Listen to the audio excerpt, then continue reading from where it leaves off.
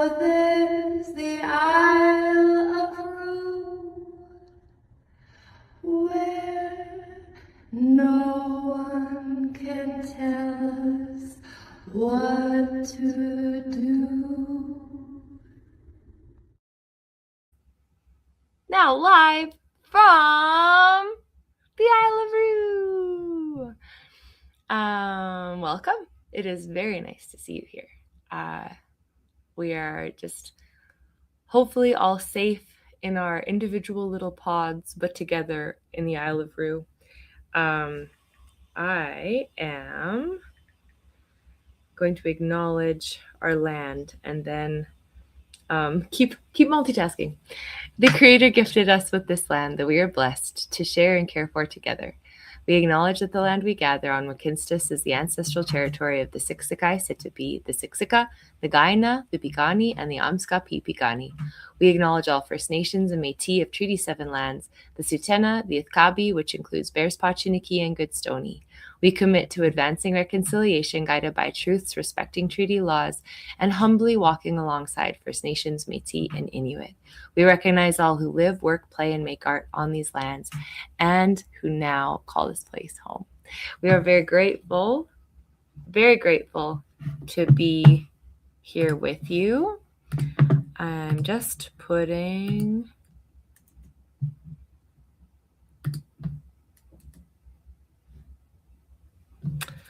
Oh my god. When you have another computer in front of you and you think you're copy pasting something that you're not copy pasting.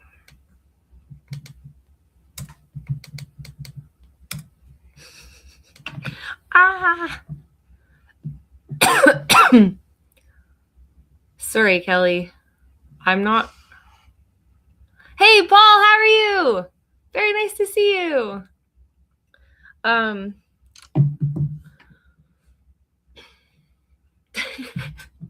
Yeah, this is crazy week. Another one after the other. Can I show you something super fun that I'm really proud of? We printed off the latest copy of Rich's of book, and if you saw online, it's available for pre-order. So if you ever go to Indigo, just do a quick boop pre-order, and you will have your saved copy of Silent Reader.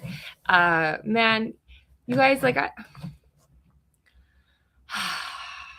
I will just keep plugging this book in all of the million ways that I can think of. But we keep rereading it, and sometimes, I don't know if you've ever written a book or even like writing a paper for something. It's very exciting the first time you drop the words down, but then as you go on through editing, it can be really, really, really tough to keep rereading it because you know what's coming next, and it's just like you go through the motions, and it becomes this rote, like these rote actions. But every time I read this book, I am crying and I feel all of my humanity. And now I'm getting to the point where I just like flipping through and like I'm reading chapter by chapter at lunchtime when I'm having soup and reading a chapter. And they're just short chapters, but it's like you drop into this world where these kids are just like, you get to be 12. And like, I don't want to be me 12, but I get to be this other kid that's 12. And he's going through it, and he's like having to wear a stinky gym strip, and he's like trying to dodge the bullies, and there's all these things going on. But I get to live in this world where this is the sweetnesses. Hey, Theo, how are you? Hello. Hi. I'm awake. That is so nice. And you're warm in your house? Yes, thankfully, everything works well in the heating department. Good. That's so important. At the moment, it is. Yes. Oh my gosh, that is just like, it's crazy. A week ago, it was plus 20. Today, it was minus 25. Yeah. I know. It's like you're reminded of the survival that it actually takes to live in this space. Like, it's not, it's really interesting. Kelly, I don't know how to send a link. I've copied it in the, I I've copied it in the comments, but I don't. If you're in the comments, can you just copy and paste the link? I don't know how to do this. I am doing pretty good for a human, but not very good in terms of being a rich Teru.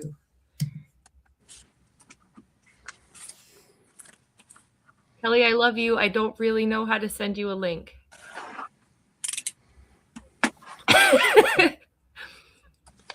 I'll just keep copying the link into the comments.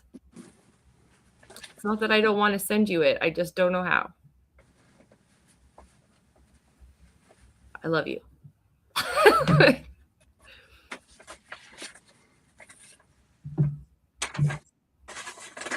Oh, my jeepers creepers. I keep reposting it. I don't know what else to do. Haley. How did you find it, Theo? Was it in the comments?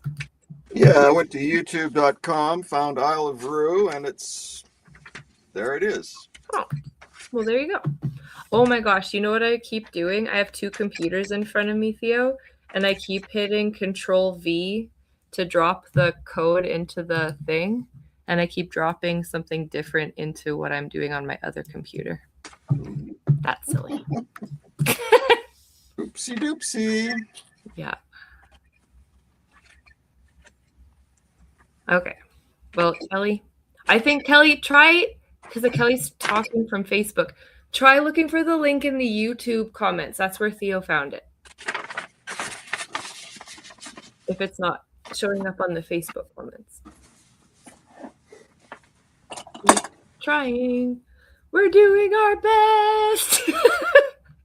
Rich is on his way here too, so he can send you the link when he gets here. He was at Jack James. I think that's the last quad he's going to. But then next week, I'm dropping him off at the airport Wednesday morning. Yay, Kelly! Hey, Kelly. I just went the other way to YouTube, and then I went over and then did all that other stuff. Thank you. I'm so sorry. I don't know how to send. I could see it in the other comment section, so I was like, oh, I'll just go to YouTube like Theo suggested. Thank you. That's awesome. I'm not. I don't have all of the tricks that Rich does. I just kept copying and doing. I think that's the definition of insanity. I just kept copying the links into the comments, hoping it would work. So I'm glad you tried something different. I've been like every day at the gym, even like the last 2 days where the road's a bit bad. Yeah. I couldn't see the lines yesterday going to Trico. No. It's like one big whole thing, pavement. Yeah, yesterday was like playing the game, which lane am I in? Do, do, do. Yeah. Yeah. At least they got to scrape a little bit last night. Now it's just super cold now. Yeah. Yeah. Is your heating working? Yeah, I haven't been downstairs in 2 weeks, so I left the UltraCal curing, and I think it's cured now. It's cured now. So I get to demold them and see if they worked. That's an exciting time. That's the best time. Yeah. Well, I have a whole bunch of stuff to demold too. Oh, I forgot about it. That is really exciting. So I'll be putting them over here so you can see them. Where the wax paper is. That's lovely.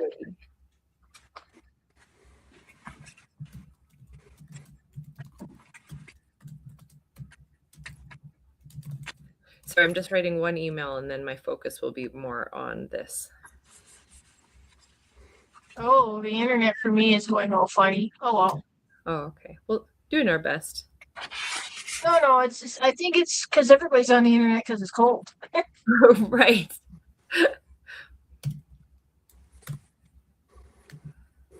Okay, I sent that email. Okay.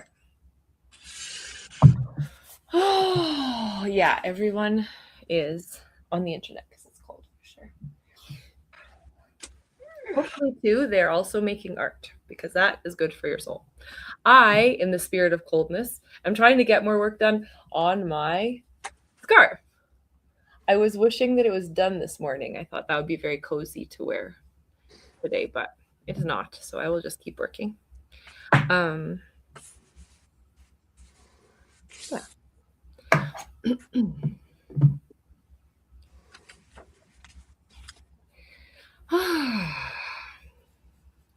Yeah, I'm just getting so excited because we sent the final copy of edits over to Laureen with all the images and stuff of the book, and I'm just very excited. Woohoo! Awesome. Yeah, I'm like it's out. Its out date is September 1st, but it's fun because like the prints always come out earlier, and like like COVID really like, well, obviously no one was doing book openings, but then I think it's like people got a little weird about doing book openings, and then so we're kind of getting back into the swing, and now Laureen's kind of organizing some book openings for the book, and so it's like I like all the organizing part, and I like just getting excited for it is really fun.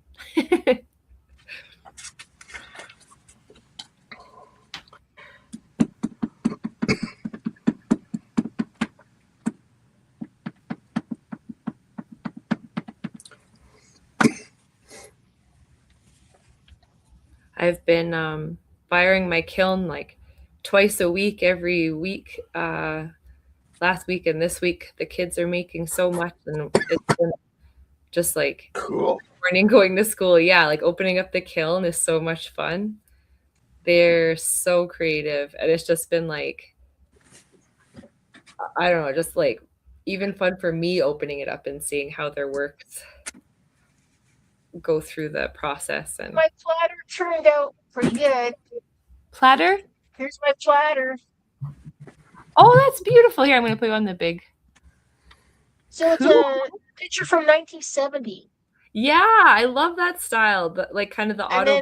And then I just put stuff on the back just for fun. It's wild. I love That's that. the back. Yeah, But I like the front. that's really nice, Kelly. And it's just a platter, so like it's a serving platter. Yeah, Cool. But it looks better this way. that's really cool. And that's done with Ultracal. I just have to sand it a bit. But yeah, I like it. That is so fun. I love the unboxing. This is fun. You can see where it's like how thick it is too. Yeah, that's really nice. Yeah, it turned out pretty good. That is super cool. I love that scarab. Whoa, two. Sorry. Oh, little bunny butts. Theo, those lines are so beautiful. Yeah, this kind of image just appeared to me, and while I was going to sleep, and I did a few of them. This one was just originally just going to be black and white acrylic, and then I decided, nah, I'm going to introduce some of my cartoon characters into it. Oh. Then I did this one the opposite. Oh, wow. It was going to be just black and white, but I think I'm going to take white through here, and then I'm going to fade into another color. So I'm going to alternate colors as it goes around, and then just have the white in the central area. Oh, wow. No cartoon characters in this one. And then this one's just on hot press, so it's just ink at the moment, and I'll probably put more cartoon characters in those little frames. And possibly throughout everything else, but it'll all just be ink work. Cool. I love when you're struck with an image and then I love seeing how you work that out. Yeah, I call it pounding it into the ground. I like that. Yeah. That's As I've been doing with my other series, the Takayo Tanabe made me do this, and AJ Casone made me do this. Yeah. I like that. That's the thing. Like that's something too that I think I'm getting better at trying to explain and like settle into with the kids, because it's not always, you don't always have to do one thing and jump to another thing. Like to settle into something and pound it into the ground is such a good way to put it, because it's like that's how you get something out of it. Like that's why I don't have like due dates, because it's like how could you put a due date? Oh, Rich is at the door. 1 second.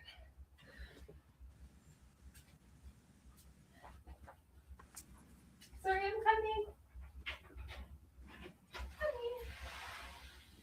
Moo moo. Coming, moo moo. Yeah. Did my eyeballs go blind? Yeah.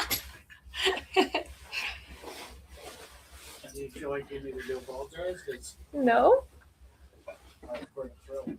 I don't need to apologize. You don't need to apologize. Kelly and Theo are here, and we were talking about their work. Kelly's unmolding some molds, and Theo's working on his pieces. They're really cool. Sit unmolding some molds. Mm-hmm. Which is very Unmolding some molds. Is that filling? no, like taking them out of the molds, Emptying some molds. I guess. I feel like unmolding a mold would be filling. Kind of like the unboxing. Or it could be inverting. Right. Oh, and Theo was inverting too with his black and white imagery, and then he had a few different versions. Rich, I think you're really good at this. Theo was calling when he gets an image in his head, he calls for like pounding it into the ground, like doing many iterations and different materials and different inverting and whatever, like doing different styles. And you are good, I think, with the kids too, like not always dragging them to the next thing and always like letting them sit with images and letting them like the idea of trying to get them to do many iterations of not getting them to, but like leaving that space so they're not like always rushing. Like I feel like I'm getting better at that. Yeah. These? Yeah, I made them for you. I know you like them, so I left them. Is this dinner? Didn't you eat your did you have your thing? What was my thing? Your squash burger? Oh. I can make like toast or something. Do you want me to?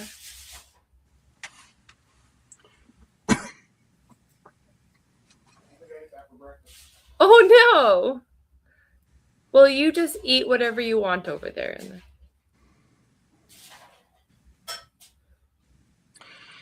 Yeah, that pounding the stuff into the ground, that was a quote I heard once from Leo Kottke. And he was describing his musical approach, and he says in this, and it was to paraphrase, my creative process goes along of I find a beautiful, simple, lovely little melody, and then I pound it into the ground. I really like that. That stuck with me, and for a long time. Like that's got to be mid-70s when I heard him say that. That's powerful. And yeah, it's a great philosophy.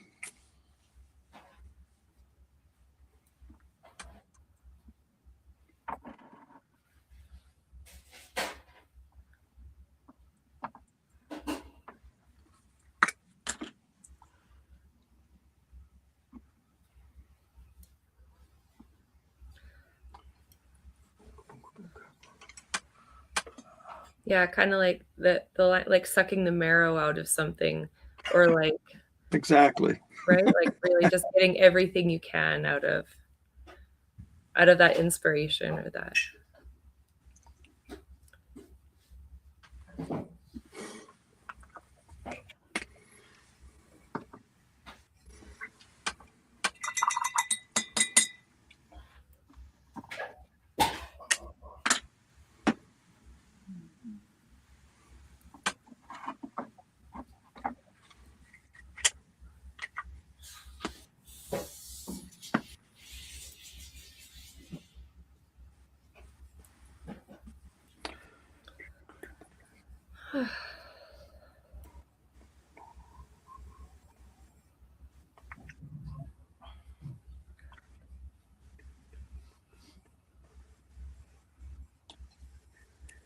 How did everything go at your tournament, Rich? Really nice. Yeah, that's good.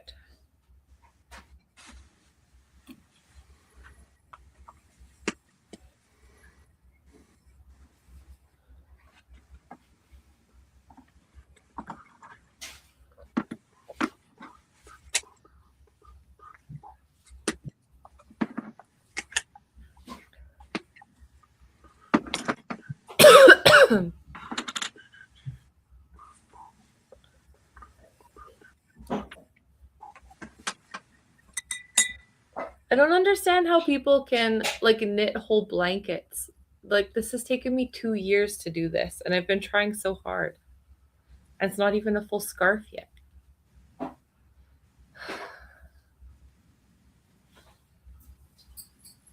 Maybe they have more attention span than I do.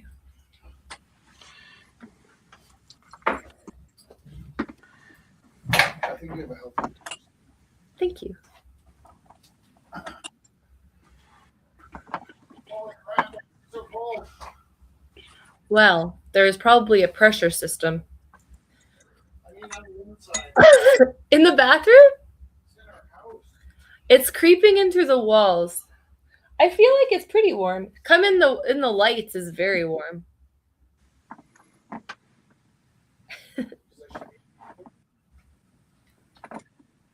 Moo. I made this. My favorite part is the back of it. I did some nice like rouging.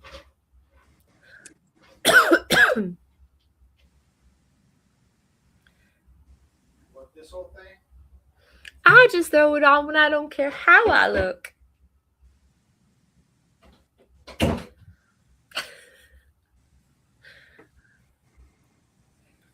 think that's from that Christmas movie.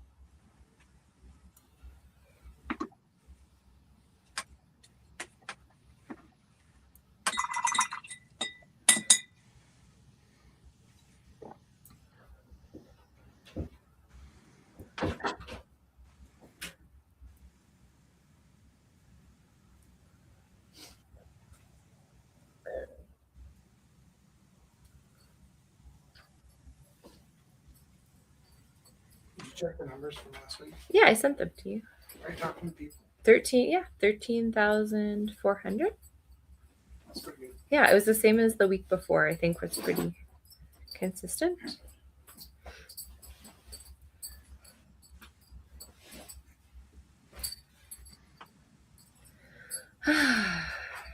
Is all my art stuff over there? No, it is not. There's Any of paper. my art stuff over there? There's paper and there's some brushes on the table, but not your wolf brush. So you need I can. No, I'm getting my stuff. I was just asking. You need a container of water and your paints. Yeah. And your wolf brush if you. Wolf brush. I gotta store my copy in my book to the cover. To Lori. Oh yeah, for sure. I can do that when you sit down here. No, not for the Okay. No. Do you want? No. I have tea, but you can make. Do you want me to make? Do you want me to make a? There's water for you. I'm just. Okay, you're gonna remember that's drinking water. That's pink water.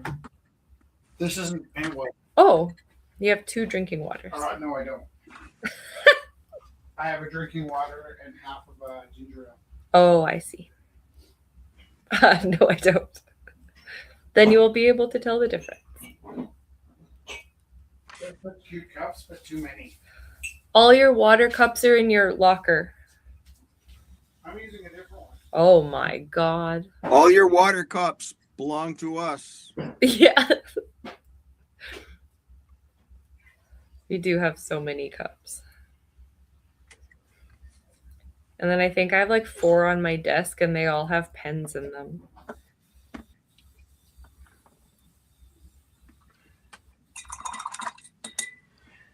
I use frozen fruit juice containers. Oh, there you go. Oh, yeah. That's nice. Was that a big thing? Is that like the concentrate? Well, yeah, it's just, the old frozen fruit juice. Yeah. Then you'd add water to it. I think they made a big deal because they were discontinuing it.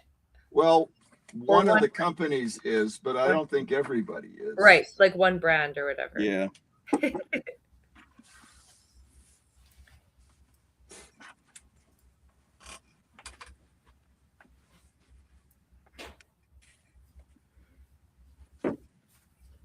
Oh, there's yogurt and blackberries there, Rich, or just blackberries? That's the secret if I'm eating yogurt. Okay.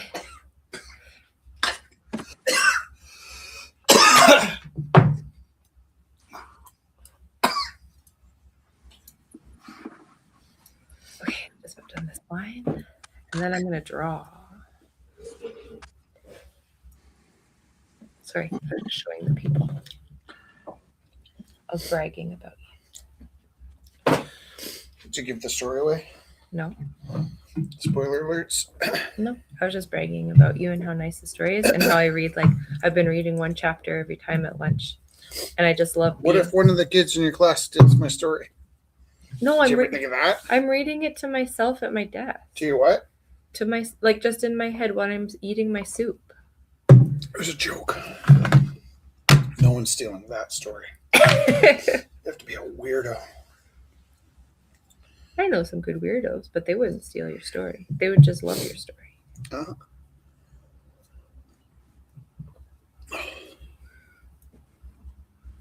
There. Right after the broadcast, I solved the Rubik's Cube last week. Ta-da! Should I try it again? What do you think? I'll just do it in this corner so that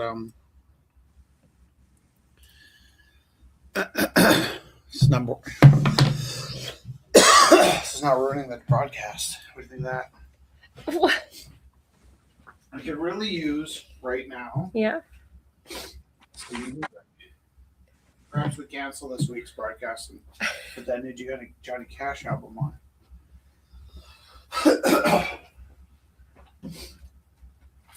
Okay.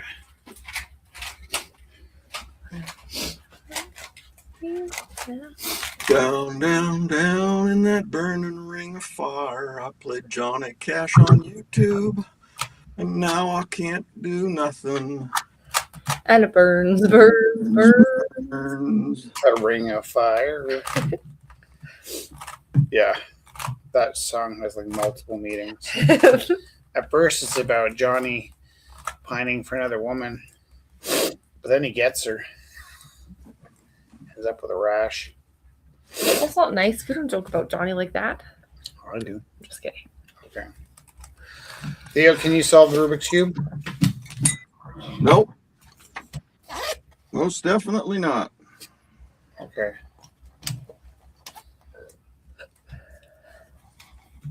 Told everybody last week I could. Broadcast ended before I did. And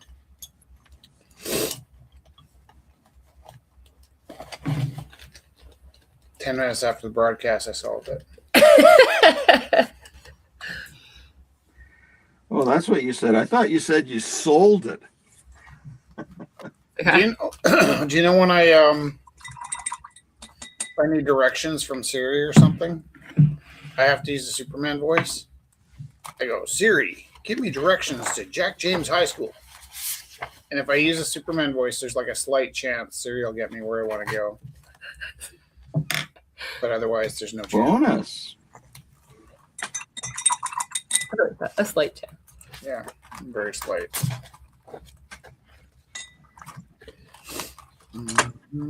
So, okay, the story about this, and maybe I can't remember if I told you this last week, or like if anybody listens, is I was adamant. Well, first of all, you can't teach me anything. I'm unteachable. But I did sort of figure out how to get one side of the Rubik's Cube done when I was a kid. And then I know that there's an algorithm, or like lots of algorithms for solving the Rubik's Cube. I, however, don't know any of them. And I don't even think it's possible for me to be taught them. But I wanted to learn it for myself without any help. And so I just tinkered with it long enough that I sort of figured it out. And I find I can solve the Rubik's Cube in about half an hour if I don't think too much. And if I don't drop it. Also, when I drop it, I really mess myself up. But it's interesting because to me, it's interesting only to the extent that I don't know how to do it. How completely I don't know how to do it is like overwhelming to the point where sometimes I get angry and I yell the F word when I solve it. Because I'm like, I solved it. How'd I do that? And all I can really tell you is there's definitely a point where my teeth start to feel crooked if I'm moving it in the wrong direction. Now, the other thing is there's a kid I teach who knows how all the algorithms, and I sat down with him and I talked to him about what my method was. And he was just like, dude, I can tell you don't know what you're doing. And I was kind of flattered because otherwise people, like my other friend Pat kept saying like, no, you're using algorithms. You just don't know that you're using algorithms. I'm like, I don't see how that could be true.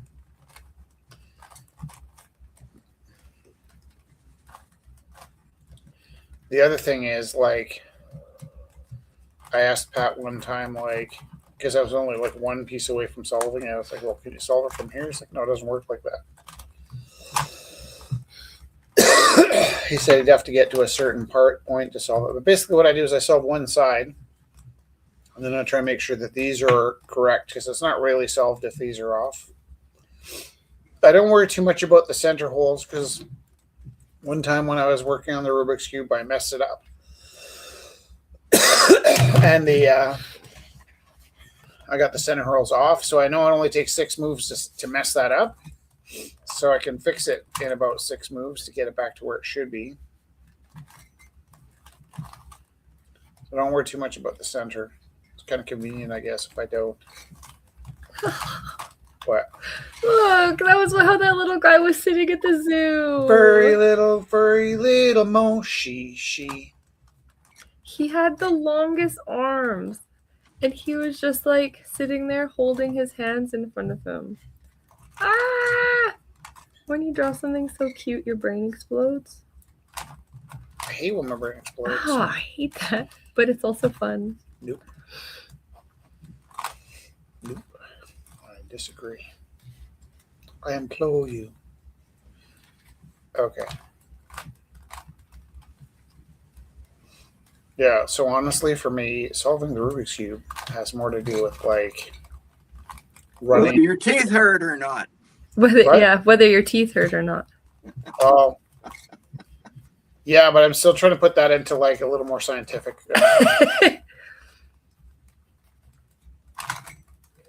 Yeah, so far that's like that, and vibing is like the best explanations for how you. Yeah. Oh my gosh. What? I love drawing so much. Well, you should, I think. Like, you know, I've been like working with clay and sculpting for so long. What, and do you mean, now at school? Yeah. Oh. For like months. We've just been Oh. And so now I'm like sitting like At school? At school? Oh boy.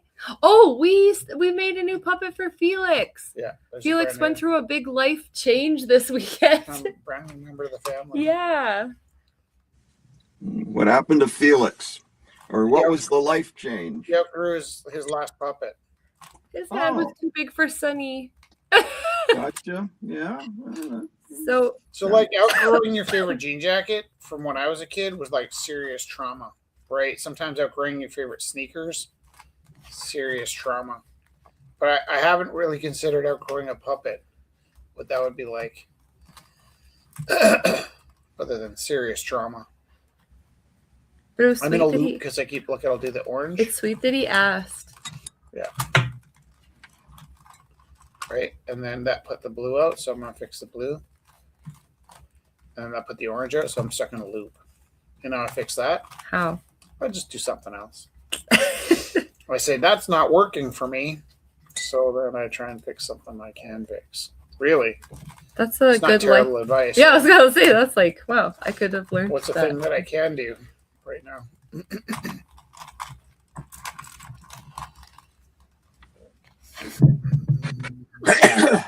Can I show my little guy?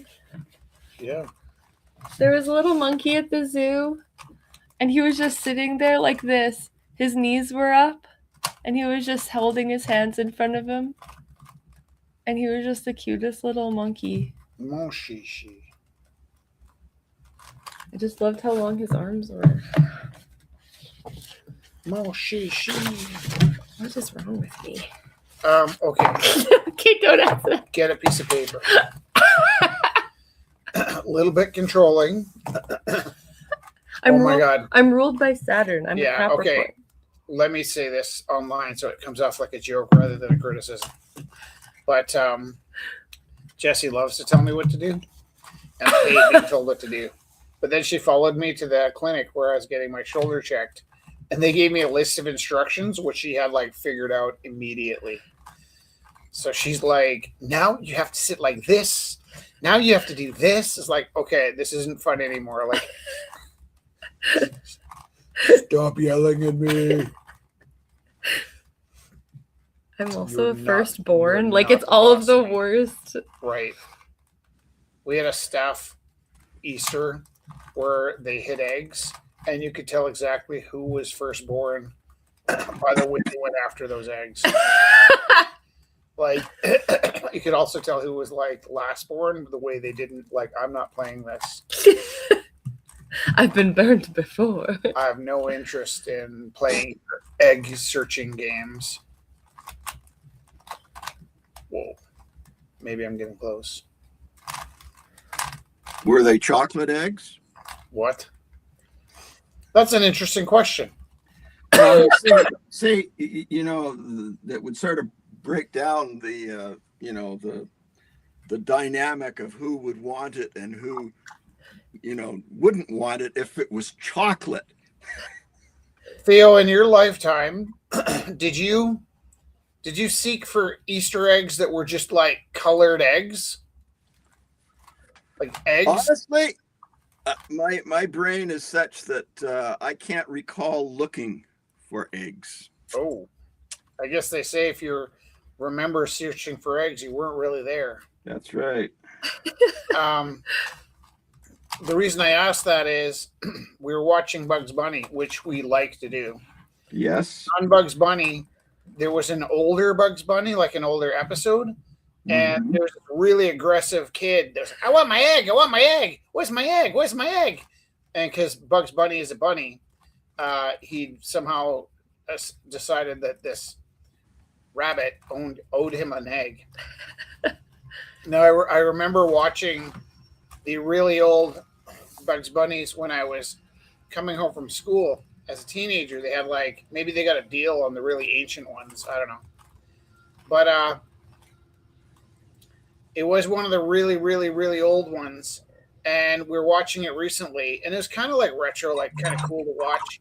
But I also suddenly realized like, for the time, I do wonder if the kind of egg he was wanting was more like an actual egg that was colored. And then so I did some reading, and it turns out in the 1940s there really was it was uncommon to have Easter eggs for children. It was more likely that they would have actually been getting not assaulted, but a Boiled egg? boiled Well, they'd be very salty, right? Yeah. But it'd be a boiled egg that was colored, and that would be the treat for Easter, which seems kind of crappy to me, actually. Like, You don't like boiled eggs. Hard well, time. like it's not like candy, right? No, like, it's not like chocolate. So I can kind of see why. Like if it was the 1940s and you were hungry, right? Like eating it all would have been a treat. Like, well, not the 40s, maybe earlier. Like maybe it was really struggling Tin Pan Alley or something. Wait, not Tin Pan Alley. Dust Bowl. Dust Bowl. Yeah.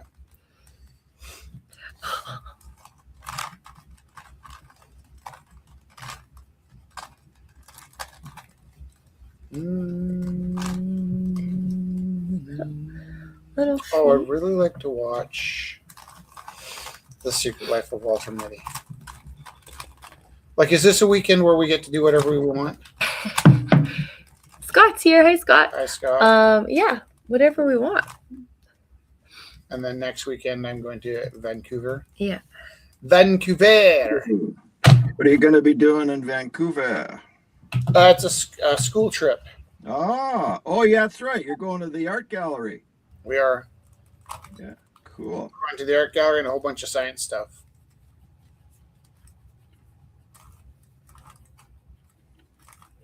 And some band stuff.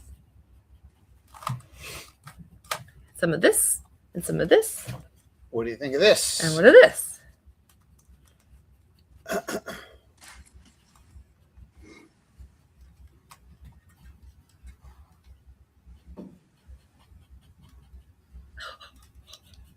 What? My little guy.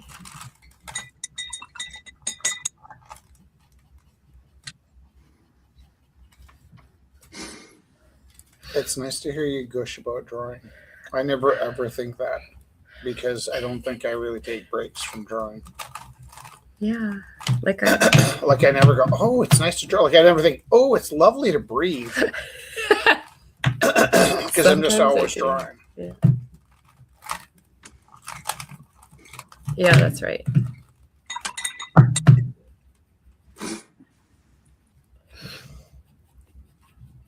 I had a very not very popular thought this morning.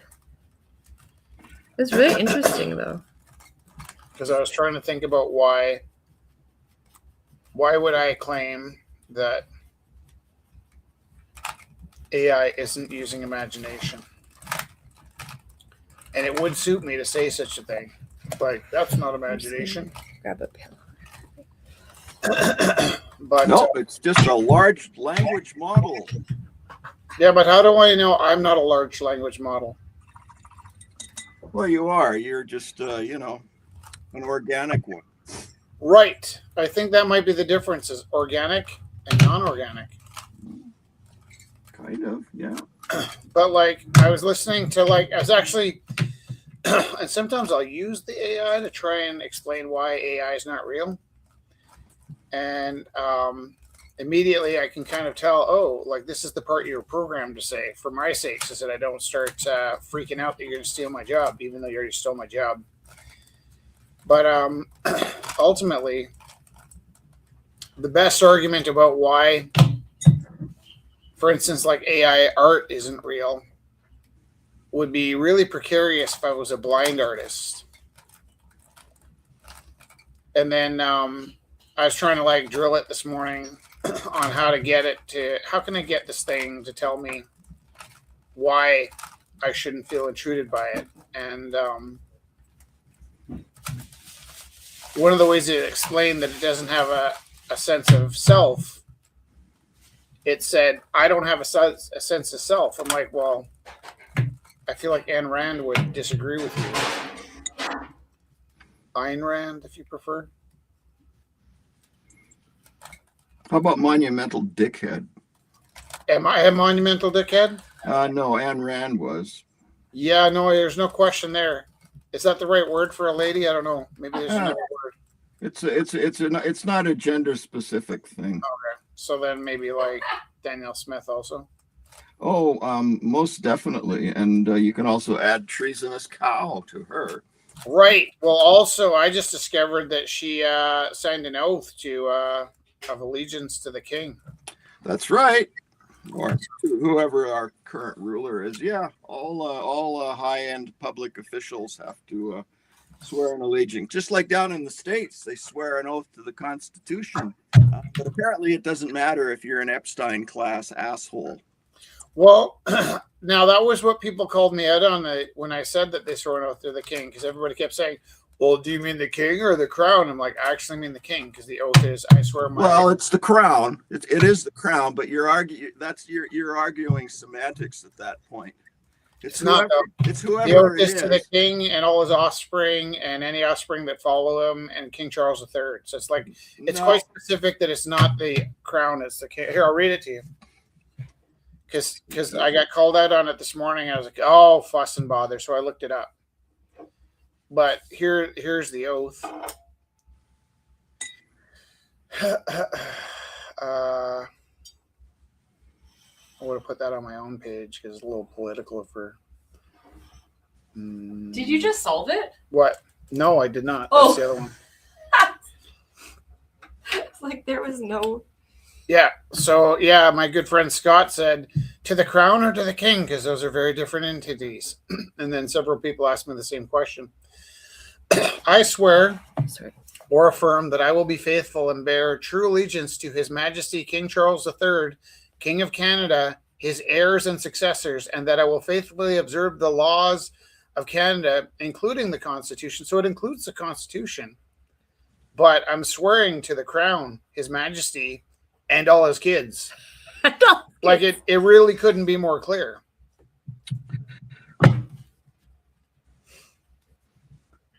Just language. You're swearing to the crown. Again, if you want to draw, It says, I swear to King Charles III, King of Canada, and his heirs and successors, right. And that I will. Before that, you did it to Queen Elizabeth.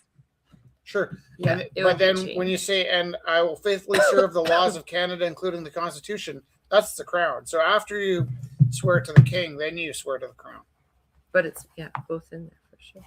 But it's quite literally the King of England. The king that you're doing on behalf of the crown. But I think that's just something they put in the textbooks to make us sound less subservient. That's like you say you had your fingers crossed when you made a promise. Yeah, that works for me. I think you and I agree that we're going to hold the judges and the lawyers accountable if they try and separate and they swore this oath. Oh, I think if CSIS actually does something worthwhile, they should be poking their nose into all of the private communications that happen between our high-end elected public officials and those folks who want to separate from Canada and catch them in an act of, an admission of sedition, at which point I think they should be charged and removed from office. Why won that Danielle Smith? She'll just say she's paying attention to the needs of her voters. Doesn't matter. That doesn't cut. That doesn't cut it. That guy cut his finger while he was, blowing away 12 school kids. So I had to put a bandage on him. Yeah. Because I have to pay attention to, but the other stuff he did, well, that's for the police to deal with. Yeah. Anyway. I noticed that one of my least favorite politicians is running for the board of co-op, which means I'll have to find another place to buy Felix's favorite chicken. Favorite, what do you call it? Pizza dough. Oh, pizza. Who's the Politico? Just imagine some idiot shouting in his neighbor's driveway that he's going to kick his ass and then rhymes with man. Oh, that's good. Really? Wow. But we can vote. Can you look that up and vote him out? Yeah, we are. I saw a link to where we can vote because we're members. Yeah, we're members. I'm a member. I'm trying to find the name of the little dude that I just drew. It's not a gibbon. Shenanigan. Is it a gibbon? Yeah, gibbons are very smart apes. He wasn't a gibbon. Yeah, look, he's sitting like they're there. That's a gibbon. Was it a gibbon we were looking at?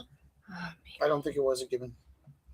By the way, I've also heard it pronounced Gaboon. Gaboon. Is there a country called Gaboon? He's sitting in like all of his pictures just like that. Mellow. There's a country called Gabon. Is there a country called Canada that's falling apart? Yeah, they're working on that one. What bothers me is like it's a group of people you just can't make happy. And if you solve their problems, they will shift their problems. You're right, Gabon. Well, when you're that stupid that you actually think separating from a country like Canada and trying to go it on your own, you're going to be better off. When every economic indicator in the world says otherwise, you know, you can't fix stupid. A phrase came to mind, but I can't say it on What I there. find strange is the idea that like that we'd all be richer if we were all richer. Because the only way richness works, the only way wealth works is measured against the poor. So if everybody in Alberta got 1,000% raise, chocolate bars would be $45. Because people that sold chocolate bars would be able to sell them for $45. And that's why chocolate bars are the price they are. So it's kind of a strange thing. Did you want a coffee? I would love a coffee, but I'm embarrassed that you're making it for me. It's okay, I'm right here. Wilma! I didn't know if you made yourself one yet or not. I did not.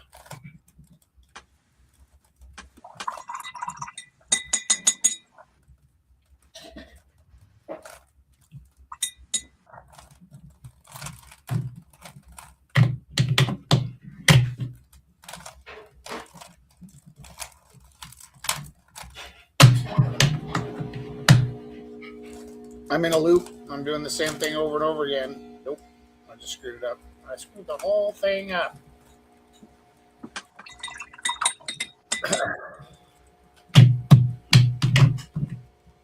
Yep, I'm in a loop. So when I'm in a loop, I just got to do something else. What is something else I could do? I could do this. I could do this.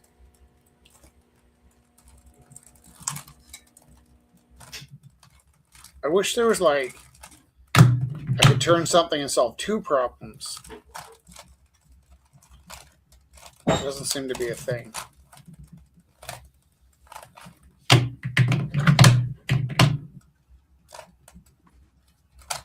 I am the problem. Yeah, I had a really nice time. Maybe because also it was like the end of the season for me and not the end of the season for them. They're pretty sweet. Like, kind of gushy, those kids. They will carry on without me.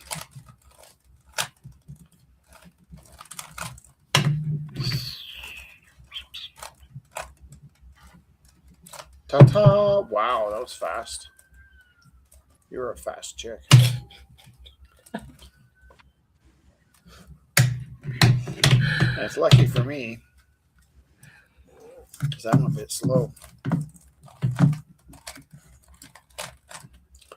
My friend Keith always likes to tease me. He goes, "How did you end up with this girl?" I'm like, "She found me and she conquered me completely." Completely. I made him coffee. He liked it. It was your drawing. It was your drawing that wooed me. I love drawing. It was the we're playing the scribble game. Because I was kind of a jerk to you, and you said, "Why are you such a jerk to me? Why are you so mean?" Oh, I'm sorry. Was I being mean? Was I like this? I was like, just try to keep a healthy distance between us. And so I went upstairs to make peace, like, because I was kind of a jerk to you when we met, which is probably why you liked me. You're like, he must be special. Worked out in my favor. I am special, but not in that way. And then went upstairs to help you out with your French class. I said, "Do you speak any French?" You're like, "Nope." nope. What are you doing? I go, "You know the scribble game?" So we played the scribble game. And you turned out to be great. And kind of funny. What? I'm kind of funny. Okay. I love gibbons. Yeah. I do too, actually. They're kind of way nicer than chimpanzees. Oh, I screwed up. Chimpanzees are awful. I remember when I was studying anthropology, they showed us this video about chimpanzees, and the chimp took over the troop and became like the new alpha guy. And because he took over the troop, he wanted to get rid of all the other offspring that wasn't his.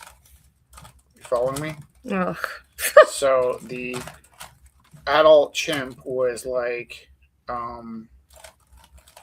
snatched this baby off a mother, and then she was pursuing him to get her baby back, and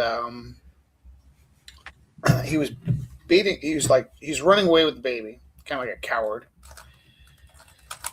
And then it looked like he, at some point, like, when did he put the baby down? Because he kind of went from like running away with the baby to instead of carrying the baby, he was beating her with this floppy stick.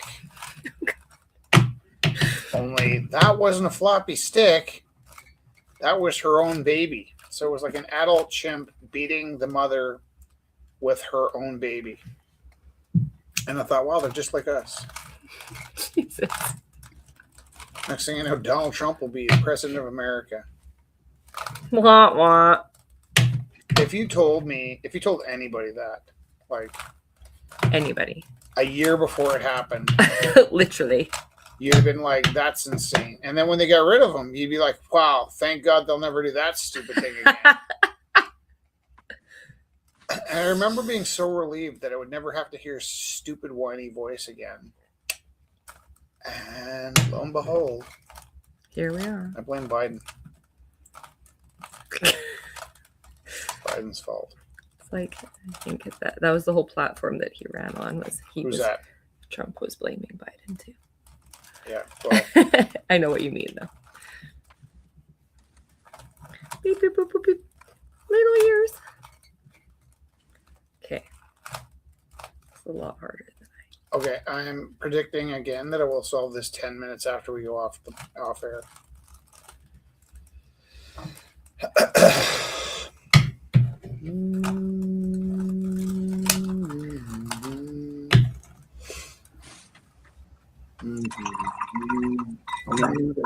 The loops tonight.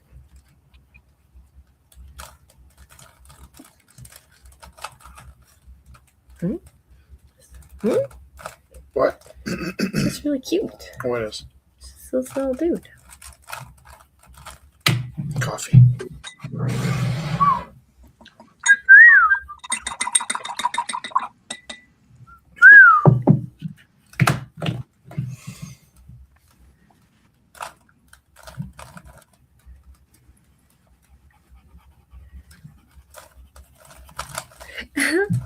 Wow. Looks like an owl. First, I drew him without just from my memory, and then I looked at the picture, and I think the memory one is like closer in spirit. Yeah. And this guy looks like an owl.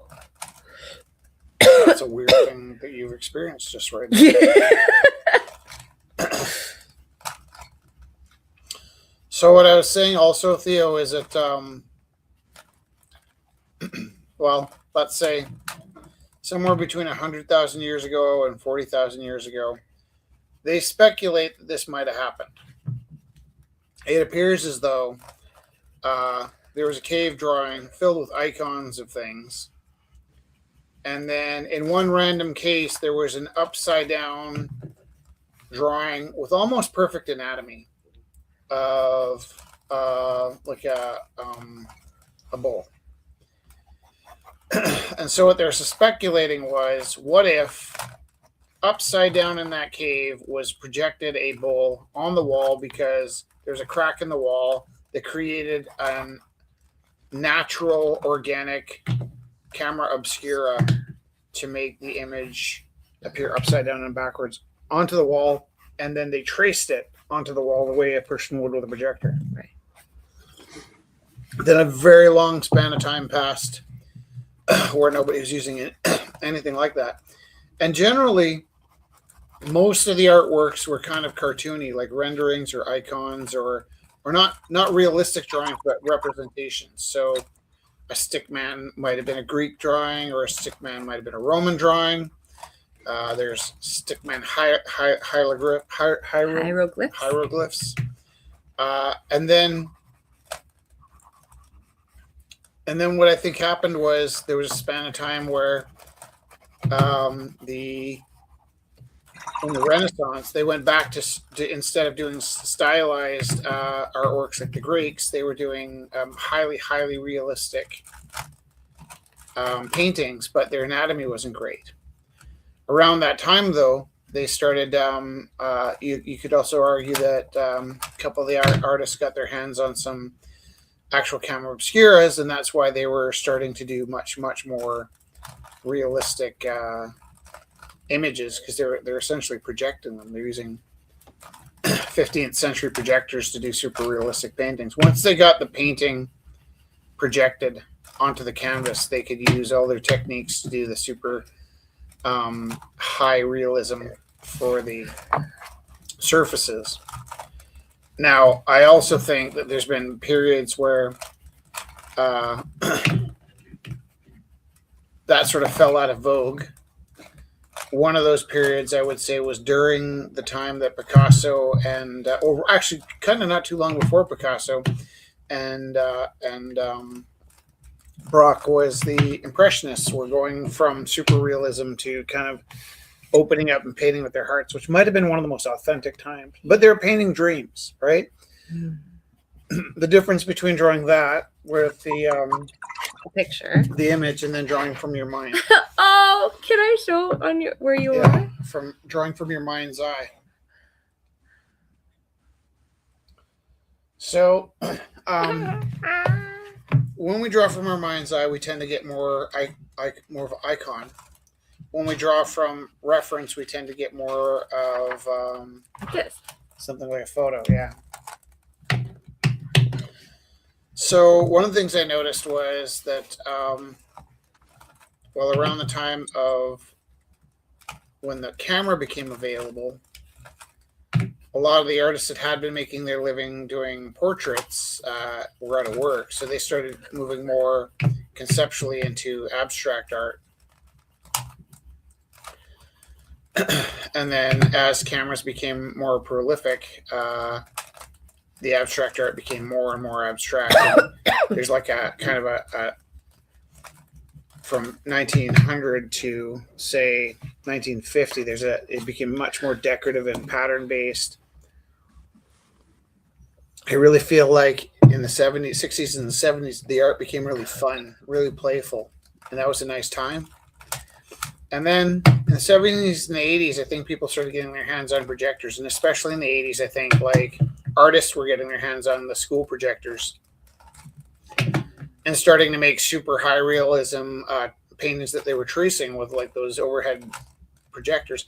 Is kind of a dirty secret of the art world as well, that like a lot of the artists I knew that did super realism would hustle a projector out of their whatever school they were teaching in and try and hide them. Like, I'm not going to name the name, but I do remember going to visit a friend and him opening the door and diving across the room and trying to throw a tarp over top of his stolen overhead projector. Back then, like, you either had money or you were a thief, because it's not like you'd go to like Sears and buy a school board projector. I did not have an interest in that. We have a projector instead of a TV, and if I wanted to use a projector, I could. And I'm not saying I never do, but I have a philosophy that if I'm going to use a projector, it has to be in a way that makes the painting harder and not easier. It can't be a crutch. It has to be something that presents a challenge that it didn't exist before. So I'm not putting down the use of projectors. I don't really condemn or condone. It's not my thing. And I don't judge people who do, but I specifically do. I'm bothered by people who use projectors and lie about it. That bothers me. I remember I painted you one time. No, I paint you all the time, and I nailed it. But I put the photo up on social media, and somebody that I didn't know had the audacity to ask me publicly, "Did you draw that freehand?" And I was like, "Screw you." So what I did instead of like arguing the point was I took the same drawing and I reproduced it a third time on my Etch-a-Sketch. Not only could I draw it freehand, not only did I not need a projector, I could also reproduce it at that level with the knobs on my Etch-a-Sketch, and that shut that kid up pretty intensely. But what I'm getting towards is I find with the advent of AI, and I feel like for sure you can make all kinds of arguments about how there's nothing special about AI ripping off artists' images and recombining them to be what appears to be an original artwork, which is actually a stolen artwork from a series of, from a body of artists. I don't have a problem with that explanation. I'm just not sure that that's any different than what we do, right? Like nobody had a problem with going to the Google and sourcing how to draw a Jeep. A gibbet. Right. Like nobody had a problem with that. Yeah. But when I was in high school, part of the process of being an artist was having an entire room full of like magazines. National Geographic. And sometimes stolen as well, right? Like as you're an artist, you can't really afford magazines. So you go to the doctor's office and you fill your bags with whatever you can get your hands on. And then when you find an interesting photo, there was that one artist, Zach, we went to his house, and he had whole like filing cabinets filled with clip art of like, not clip art, clippings. Clippings yeah. of, well, and that's why they called it clip art. They were just clippings of objects that he might want to draw at some point. So I do remember in my comic book, Chuck the Superhero, I had need of a Jeep. And I think I was able to find a picture of a Jeep to work from in a National Geographic. But if I wanted like a BMW, I would have had to really search for.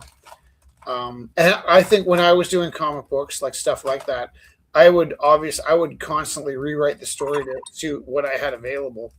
I was not picky, or like it didn't have to be in a palace; it could be in a garage, right? I'd rewrite that script to fit my means all the time. But back before the world of digital, every illustrator, graphic artist, whatever, has, you called it clip art, but it's traditional to call it a morgue. Yeah. So, and that was your reference. No, I get you. So I wonder why, like, if it's, I don't remember anybody saying it's not fair that you're using Google to source your stuff. And I also think even just as simple as like, I've drawn tigers and lions, but I haven't spent time in the cage, right? Like I was using an image that I got from somebody that did spend time near enough a tiger to take its picture, right? And so there's a certain amount of hypocrisy there for an artist to say, well, AI just samples artists' work, because we all do sample each other's work, right? And I don't think ever once I painted a tiger and then included in the title of my painting photo reference Bob Villeneuve from National Geographic. Yeah, but you actually drew it. There's the difference. Regardless of what you used as your image reference, you actually drew it. The Right. AI is doing the drawing and everything. That's, What I'm saying is I that's don't the grumble, but and I'm not arguing with you, but I'm not sure how important it is that I drew it. I'm not sure to what level that means mine's good and the other's bad, right? Like I know what you're saying, and I know what's missing from the AI, and I'm not trying to like sell people on AI. What I'm trying to do is reconcile my own current like struggle. And part of it is like I immediately, in the face of AI, I didn't quit, but I started feeling like I wanted to do something different. And shooting the photography right now is really landing well inside me. spending a lot of time rendering something from scratch feels kind of more nostalgic than anything else right now. Yeah. And it's nice, but when I made my TED Talk, Stop Making Art and Die, I haven't changed my mind, and I don't regret saying that, but I'm not feeling that way right now. I'm feeling like I could take a good long break from art and not die. And so I need to find something to replace the art right now so I don't die. But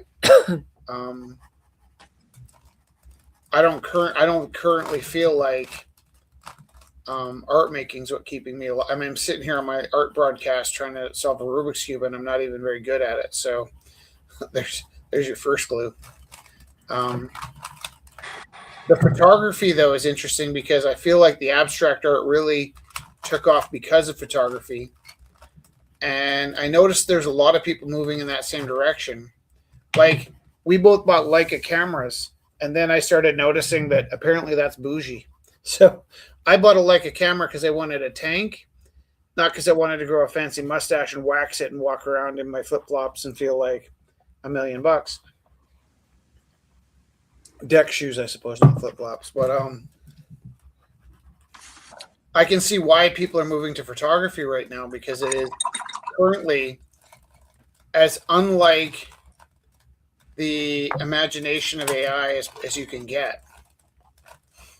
And in some ways, when I'm sitting and drawing, the fact that a language search engine can do what I do is bringing some level of futility into the amount of energy I put into drawing right now. And I'm trying to talk about this in a way that doesn't sound negative, because I don't want to talk people into like jumping off cliffs either. I just I'm trying to work out for myself what I feel and think right now. And so I suppose there's some level of responsibility that I should be within an art community, trying to maintain some level of positivity. Like, I have to be positive, whether I want. I'm getting close. Look at this is kind of where I get when now if I don't screw it up. This isn't that far away from solving the Rubik's Cube.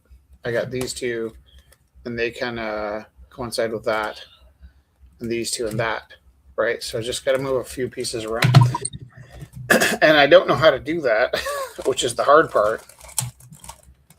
But I just screwed it up.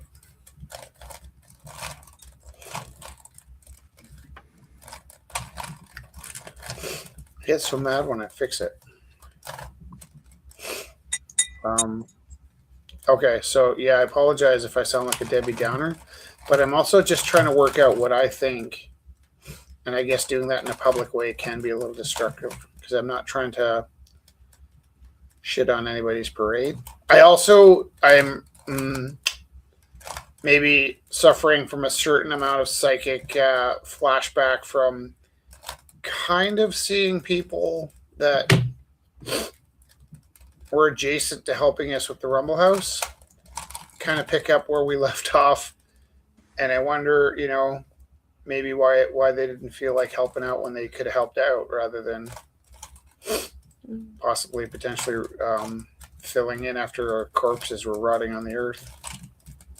Our corpses are not rotting. No, I'm really good and moved on. I'm just saying, like, I'm dealing with a lot right now. Yeah. I feel like, okay, first of all, I don't need to be a role model to anybody but myself. You are, though. Well, I was trying to say the opposite. Is I should feel free to just work out my ideas and not feel the pressure to. You should, yeah. Performatively, but I do. You know what? I hold back sometimes. Sometimes I just want to be like, "That is crap, man." And because I believe in arts communities and I believe in building, I don't say what's on my mind, because it's sometimes my mind is kind of negative. I'm trying to maintain some level of positivity. I sort of feel like somebody that knows how to solve the Rubik's Cube would get mad at me for what I just did. But, ba-dum-bum.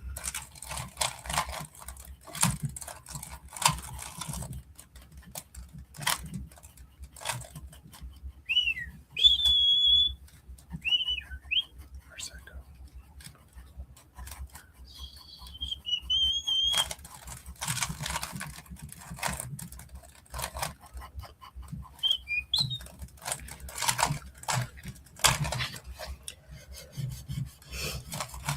Oh, hey, Jess. Yeah. Hey, Yeah. Jess. Yeah. So I got some new things that I just demolded. So this one finally worked with resin. Oh, nice. Cute little guy. And all the pieces are there. Funny butterfly. Yeah. So he worked. Nice. Oops. She worked. Oh, I like that one. I have to do it in black now. So I have two masters. I saw a red And gnome then this is a new guy. with black. Oh my gosh, that's cute. It's a hedgehog. I know. And he actually feels like spikes and stuff in the back. Cute. So this guy's new. Felix went through a hedgehog phase. This guy's new. Oh, I like him. Oh, I And like then him. he's a bee. Cute. I like him a lot. Why'd you make I him? got this guy. And then this is another new guy. Oh, cute. It's a dragon yoga. Yoga dragon. And then this is another new guy too. This guy. This is a bigger version. Oh, wow. Very cool. Kelly, that's so fun. Yeah, so and then this guy turned out too. I have to do him again in black though. Oh, I like that a lot. Ooh, ooh. That is so fun. I like how you can see the feathers and stuff. Yeah, The detail. That's what I like about some of these molds. it's It's beautiful. hard to get them out though. I had to use soap and water to get it out. Yeah, because there's so much detail on it. So he was okay. The other guy got stuck. This one I had to pry out with Ah, soap and water and a flathead screwdriver because the face was so detailed I couldn't get it out. It was in here. oh, right, Stuck. underneath the overhang, yeah. So then I'm going to make another one of this guy in black in Ultra Cal. It's the stuff that takes about a week to dry. Oh, Because no. what it does is it, if I use the other stuff, it'll burn up the mold. Yeah, So this way I'm not burning the mold. nice. Yeah. Those are so cool, Kelly. Thanks for showing us. I really like those little guys.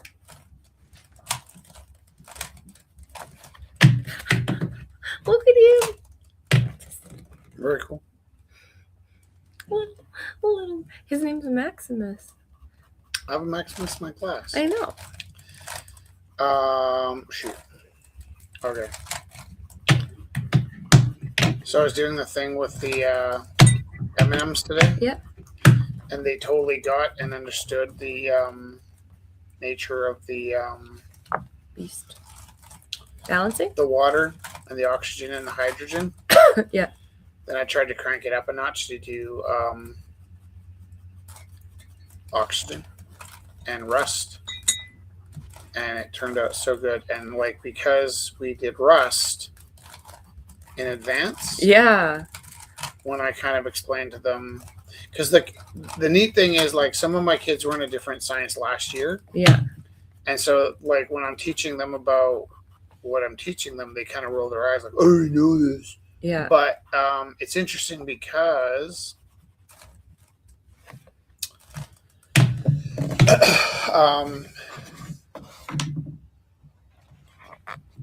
they, like you, learned how to balance equations, Yeah.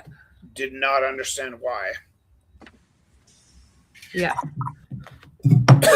And I just hammered it in about why that matters. Yeah. And then the language all just lands in your lap all at once, That is wonderful. which is super neat.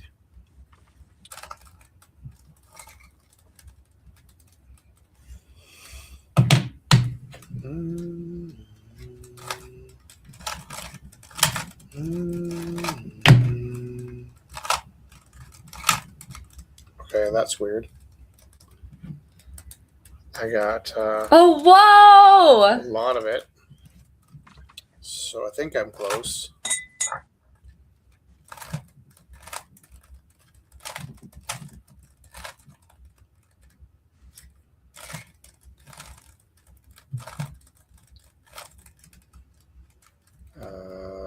I'm in a loop.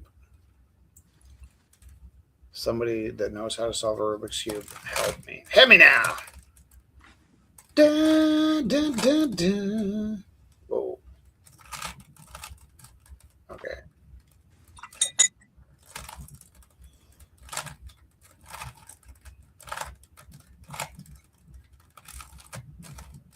Shut up.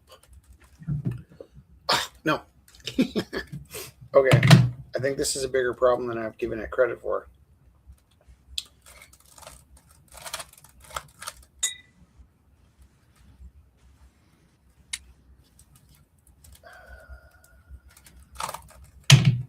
Okay.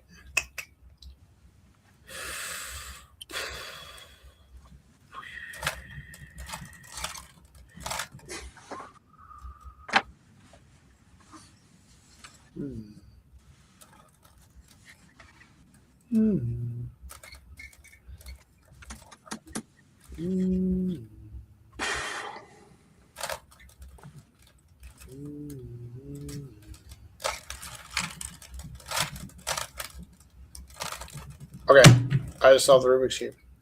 Yay! And I still don't know how. I don't know how I did that. I'm even more angry than I was last time.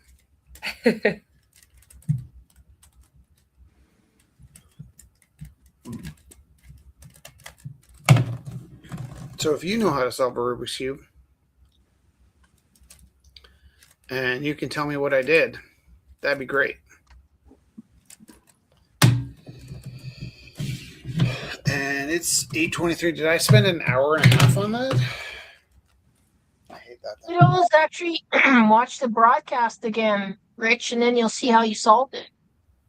Oh, it's sitting right in front of it. I saw how I solved it. I just don't know what I did. I like your optimism, though. Kelly's like, my brain can't understand how that thing works. And I told my friend that I solved it, and he disbelieved me. And I said I would show him, and then I couldn't do it. And like my hands, I see it happening. I just don't know what's happening.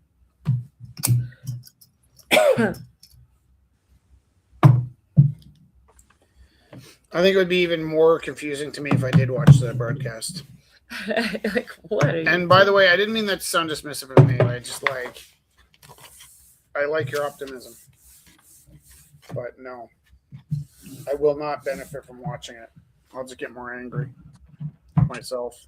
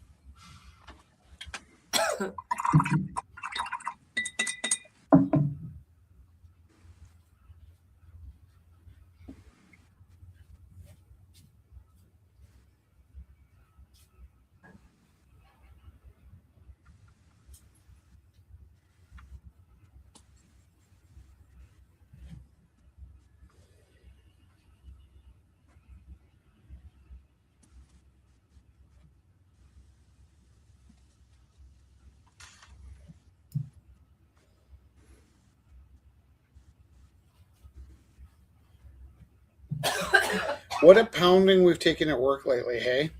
Yeah. And I still have to go to Vancouver. Oh, where's the button stuff? Right at the front. Can you double check that I got all the pieces? I did already. You did. Yeah. And I do.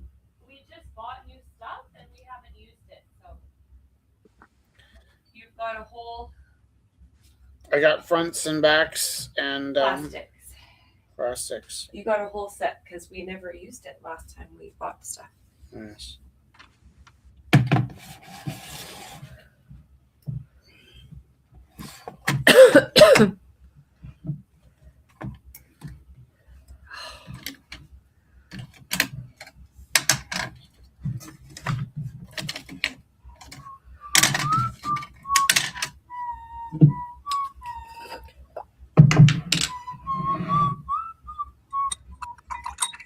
Creedence Clearwater Revival, the Rolling Stones,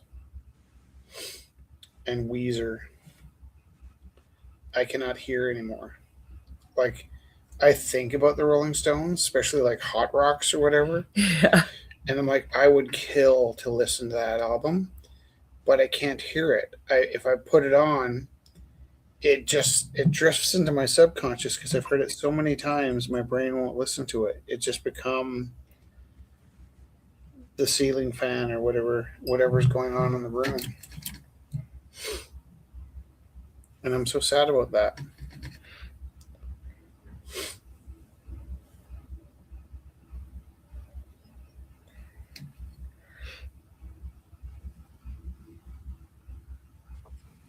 It is interesting about music. Like when you get a new album, you're always really thoughtful of like, do we get this on vinyl? Me or you? You. I'm not that thoughtful. Oh, it comes off as thoughtful. Oh no. Here's how Oh Want no. to know my process? Yeah. So I would prefer it on vinyl, and then it comes with a download, and I don't like to sully my music by having it available on my phone. Rarely will I use the download because I just don't like. I don't like the fact that it'll get burned out or played out by being on my phone. If it's like here's like a rare thing. Like if I wanted to buy the early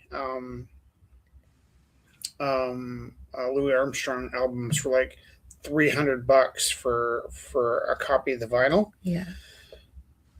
But also because there's less interest in Louis Armstrong for the younger generation, it'll be like $6 for 150 records. Or like Art Blakey was 100 Art Blakey songs for $4.95, and I was so offended and kind of happy at the same time. So there are definitely times when I'm gonna like capitalize on the fact that young people don't like jazz, and then there's the other times where it's just like I have to have this on vinyl. Yeah, but like you said, when you can't find it on vinyl. Like, you know that one record we were looking for that was like a recording? Hot 5s and 7s. It was a recording of is what I was thinking. a nightclub. Oh yeah. And then when we played it, it was like, is their record player ruined? And it's not. It's just that they recorded it in a nightclub. Yeah. And the sound is so bad. And then it cuts out for 5 minutes, and then it kicks back in randomly in another. And like, nobody did anything to fix it. They could AI it now and fill in the gaps, but you're just like, this is pretty authentic. Like I can hear the part where somebody's chair was in front of the microphone. And then they ran out of tape, and then they. Yeah. That's the whole point of live recording. Totally. To record the live experience. That's what we were going to do with the Rumble House. We were moving towards, after all that time, the plan was to become a nightclub. And then what I wanted to do was get my hands on a vinyl cutter, and I wanted to have burlesque dancers and jazz musicians and art and drinks and, cocktails and serve quality bourbon. And I wanted to the musicians we wouldn't pay so much as if they came in and played, we'd send them away with a vinyl cut of the evening. Yeah, we were looking at all these brand new technologies of like, or even old, brand new and old. yeah, both. But what ended up happening was we quit drinking. And after, like, it was exactly a year after we quit drinking, I realized I can't run a bar if I don't drink. I'll never know if the drinks are any good. truth.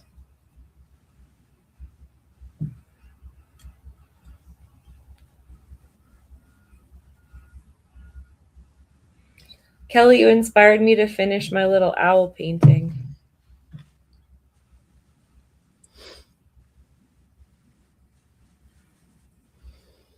Oh, cool. I have a little plaster mold that a woman, she was giving a bunch of materials away at that, I think, was it last year? Or 2 years ago now. Maybe 2 years ago now, yeah. But this is one of the plaster molds from her.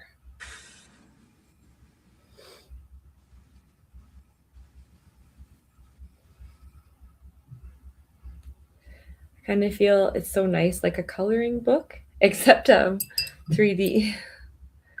What, sorry? It's like a coloring book, but 3D, because you have your spaces. Yeah. That you're filling in.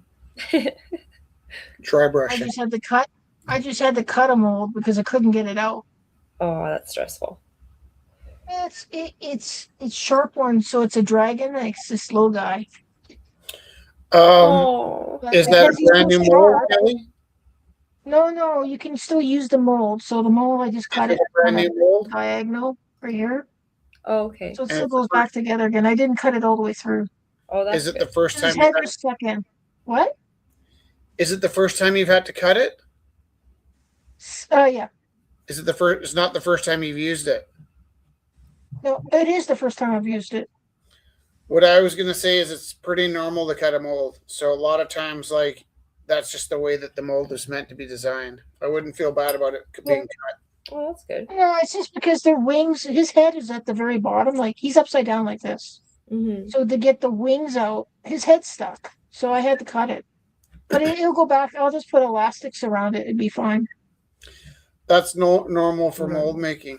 You have an overhang built into the piece, which means it needs a rubber flexible mold to work with, and then the cutting it to separate it is part of the process. I wouldn't sweat it. I thought you were saying it was a mold that you used many times, and this time around, like, I think if I'd been using a mold for like 2 years and I had to cut it, I'd be like, oh man, what happened wrong this time? But if it's the first time you used it, it was probably meant to be that way. Yeah, like I had another one that I cut, but it would leak. But I had to cut it the first time too, and it's the same one. This is the exact same figure, but the other one was getting old and it was actually starting to come apart. So what I'm going to do with this guy that I just molded, I'm going to make a master of him, so I have a backup in case something happens. Yeah, it's kind of the beauty of latex molds is you can cut them and stretch them. If you're molding in plaster, you'd have to latex or silicone. If you're molding in plaster, you have to create the object so that it has no underhangs. Yeah, and that's a different process. Or else, like in the olden days when they were doing those tin toys, they'd have to make multiple parts. Yeah. So with the latex and silicone molds, you have that freedom that you can stretch them and cut them, and it's really nice. But I think you should think of that as one of the joys of the process. Oh yeah. Like some of the molds I got, like this one, it's pretty simple. Yeah. It bends and stuff. It's like easy. It depends on what you get. So some of them are super stiff. This one's really easy to take off. Nice. Where do you get your molds? Some of them, Etsy. At what? I buy from the same person all the time. Oh. So when my molds, have you done any fabricating to create your own molds? I am going to do. So that's why I made these are the masters. So they say master on the bottom. Mm-hmm. So these actually, I tried what was it, plaster of Paris, didn't work. I tried Ultracal, was okay, but it would break. And then I tried cement, that didn't work because it seems to have to dry longer. I had it for a week and it still was in the mold for a week and it still hadn't dried. And it Did just you broke say you apart. tried plaster? What? Did you say you tried plaster? Yep, didn't work. Mm. So my last resort is to use resin, and I used, this is the slow curing resin, so it's called Ultracal. It takes a week, so it won't heat up the mold. So it's a latex mold. So if you use a latex mold and you put a high heat in it, it'll melt it. Yeah. So this was a week to cure, but it seems to have picked up all the details. I might just have to cast it again because some of the cement was left in the bottom of where the ears were. Mm-hmm. But I find with I just kind of realized when I was trying to pull it apart, I couldn't get it the one out. So I added soapy water, and it seemed to come out no problem. Nice. So, but I'll make another one. This is white, and I'm gonna make a black version too. So then I have two master molds in case when I'm casting it in the silicone, if it does something happens to the master, I have a secondary. I always try to make two. It's a good idea. Just as a backup in case something happens, right? You could always screw it up or something. Mm-hmm. Impossible. No, I'm just kidding.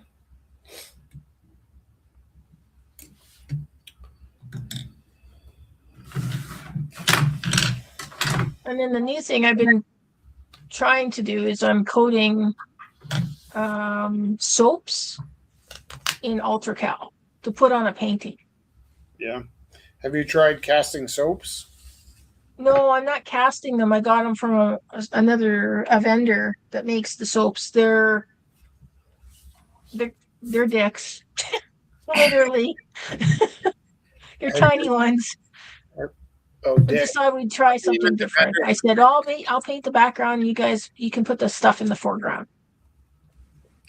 But we're trying to cover it in resin, so then it doesn't.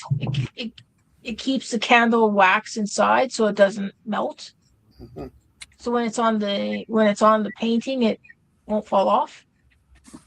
It's just an experiment. I wanted to try something different. I'm always thinking about new things to do. Nice. That's important. So when I finish it, they get the painting. I'm going to give it to them for whatever, just for fun. Nice.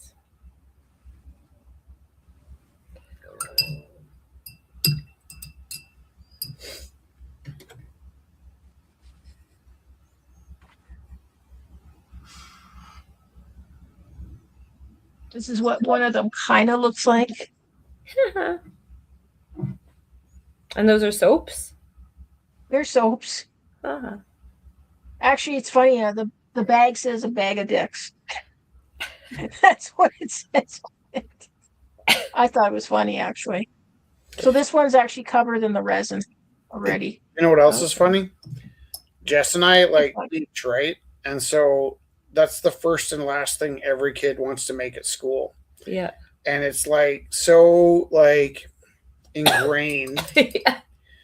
And they're going to get sent to the office if they get caught.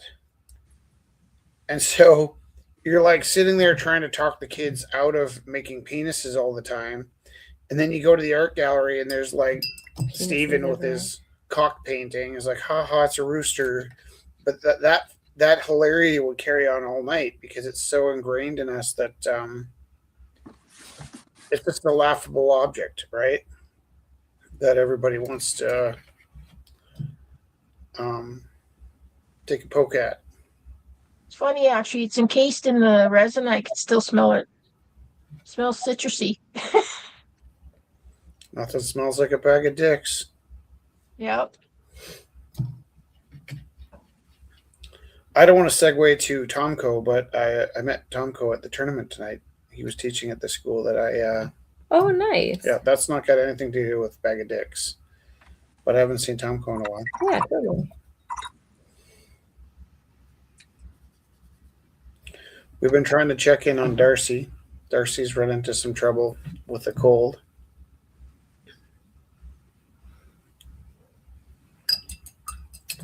I think Dax has settled into his new place, actually, and we were hearing from him almost by the minute as he was settling in, but we haven't heard from him in the last week or so. Hey? So hopefully he's settled. That's nice. Yeah, maybe he made some friends at the new place. Yeah, because there's some people living there with him. So. It's really nice.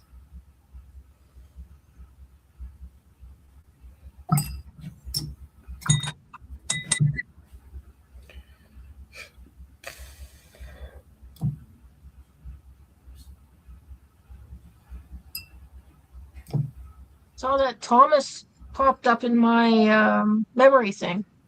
Yeah. How's Thomas? Thomas is the guy. Guy did odd jobs and all sorts of stuff. He had the hat on. Thomas No, he said how's Thomas, not who's Thomas. We know. Oh, I don't know. I just saw it pop up. It was from Rumble House. Oh, okay. Thomas pops up, yeah. He do that. Well, and I see the connection because Thomas would also come to the garbage cleanups quite a bit.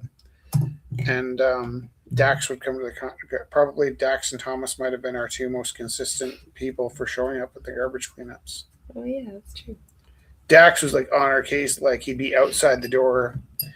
Hey, guys. It's Saturday. Are we doing the thing? And we're like, what time is it? Yeah. Be right there, Dax. We didn't forget you. Rushing down. We totally forgot. Making pancakes for Felix. Like, quick, we gotta go. Those were the days.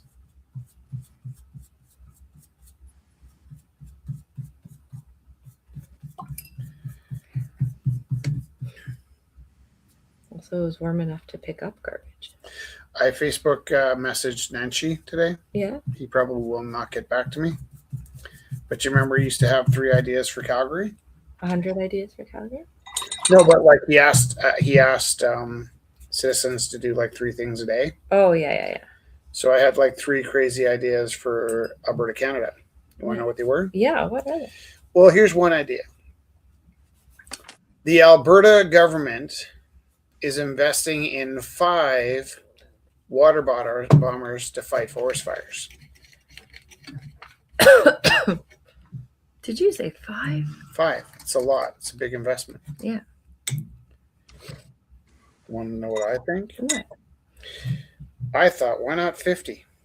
Yeah. And let me tell you why not 50 is for the cost of 50 water bombers, we're going to spend 40 times that much on replacing houses when Alberta burns this summer.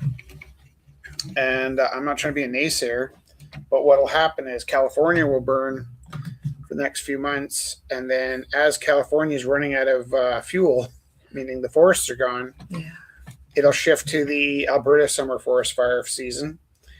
And then we'll have like towns like Jasper go up and there'll be all kind of crisis and controversy. But like, honestly, it's a great idea to buy 5 water bombers, but why not 50? And then think about this. Because Alberta doesn't really have a secondary industry, right? Right. It's lumber, it's oil, grain. Yeah. Oh, lumber, grain, and oil. Sure. Oil. Well, it's mostly just oil. Mostly. But if Alberta had a fleet of, say, like 50 firefighting, water tankers or whatever, water bombers, we could become heroes to the world. Send them out to go around saving the rest of the world. Because the other thing is where the fires are tend to spread around, right? Yeah. So it'll be in Western Canada or Eastern Canada. It'll be in America. It'll be in Australia. Is a completely different season than us. So it would make a ton of sense to have one province completely invest in firefighting. Yeah. And then what I would think is we send our fleet around. But after we've helped like dig out California, they just thank us gratefully for our fleet. But also, Carney invested a shit ton of money in defense. And I thought, well, wouldn't it be neat if one bright engineer somewhere on the planet was to come up with a design that modified, say, like maybe like a Tank or something. well, no, those aircraft carriers Oh, where yeah. they're developed. Like, what if Canada took on the role of making sure that soldiers were supplied with their needs? So if you had like Oh, yeah. what are those big Here, Hercules or yeah, there's a name for it though, the kind of airship that Yeah. that delivers tanks. And so what if like Canada set its mind on having some designers create something that worked both as a water force fighting Yeah. and as a I forgot the word. And then my other big idea goes back to the sleep train. Maybe just one train every night going across Canada. So young people, instead of staying in hostels, could get up in Vancouver, spend the day in Vancouver, and instead of checking into a cheap hotel, they check into a sleep box on CP Rail that sends a nighttime train to, say, like by morning you're one train trip away. You're basically sleeping in a little canister that's traveling across the country. That feels very Japanese. Oh, I just did. Japanese almost. Yeah, but like, first of all, the amount of energy that goes into one airplane is basically the amount of energy that goes into one train. Yeah. One train engine. The difference is an airplane can carry like 300 people. Yeah. A train could carry like 5,000 people. Yeah. And if they were all in little horizontal compartments and they woke up in the morning, you could just run one train every night, and you get to the station, and instead of checking into a hotel, you check into a little booth and you wake up somewhere completely different. Oh, And it would be amazing to pull a country. I mean, for a country that's so spread out, big, yeah.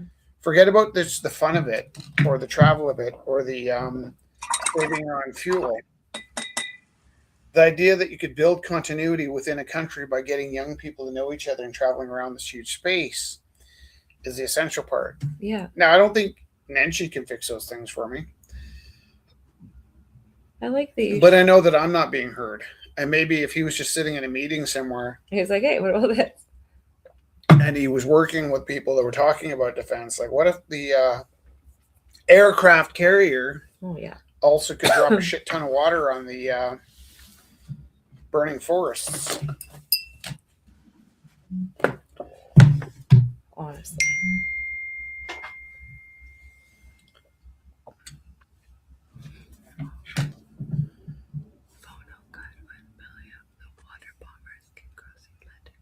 Cool. Yeah. So, but they should have 50 water bombers. Like, not to strengthen, but to like solve the world's forest fighting. The world's, yeah. Not just. Oh. 5 seems a little bit conservative to me.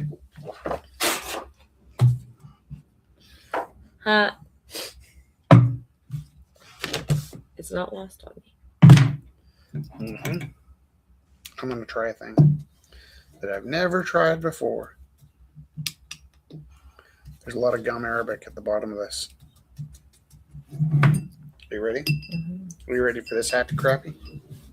Oh my god. Ready? Yeah. Pachow, pachow, pachow, cool. pachow, pachow, pachow, pachow. Oh, guess what? I saw a bunch of Lego. Oh my gosh. I saw them and I didn't do anything about them because I was distracted. What do you say? The Lego flat things. Where? At my library. I'm going to email the librarian to remind myself tomorrow. Was she throwing them out? I don't know. All of a sudden I got this urgent need to email her and tell her not to throw them out. Why do you think she was throwing them out? I don't. They were just in a pile. I see. Concurrent.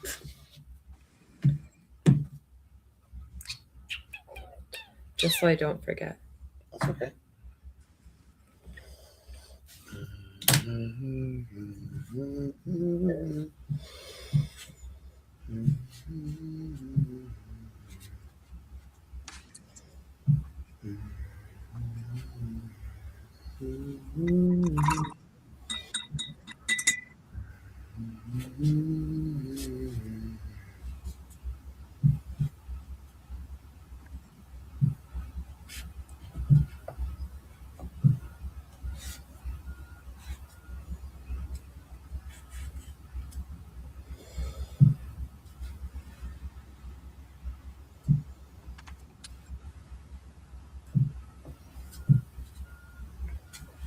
want to go out in the daylight and take photographs with my camera. What did we do in the daylight this weekend? It was nice out. Oh, you were sick. We did go to the zoo. It's true, and we got some nice photos, Oh my god, that's beautiful. isn't it? We did get some really nice photos. And then maybe I felt satiated. And we printed some really nice. But maybe that's the problem, is when I've shot enough photos on a Saturday, I'm not anticipating that by Tuesday I'll be like, I wish I went out and shot some photos when it was nice out. Know what I mean? Yeah. Maybe the highlight of my weekend was watching Tombstone with Felix, because it was previously kind of hard to get him to buy into Slower things. classic movies. Yeah.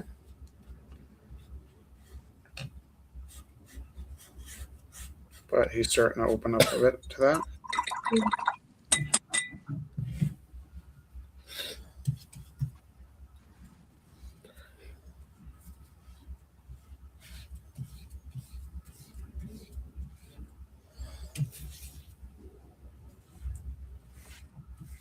So, are Beastie Boys classic rock now? Yeah. That's scary, eh?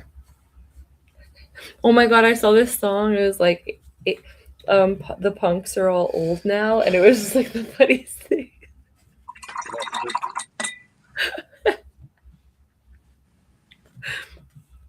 It's like we only go to 2 shows a year now, and they're too loud. They're too loud.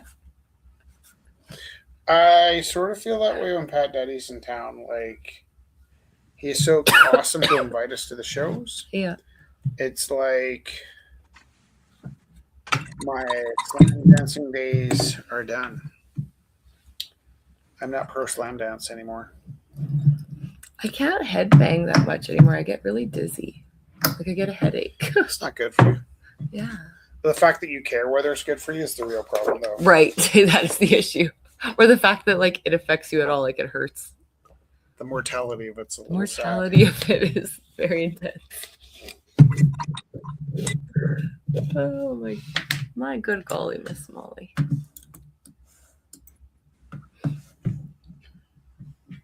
What time are we going till tonight? 9? However you want, Mel. Yeah, 9 and 20.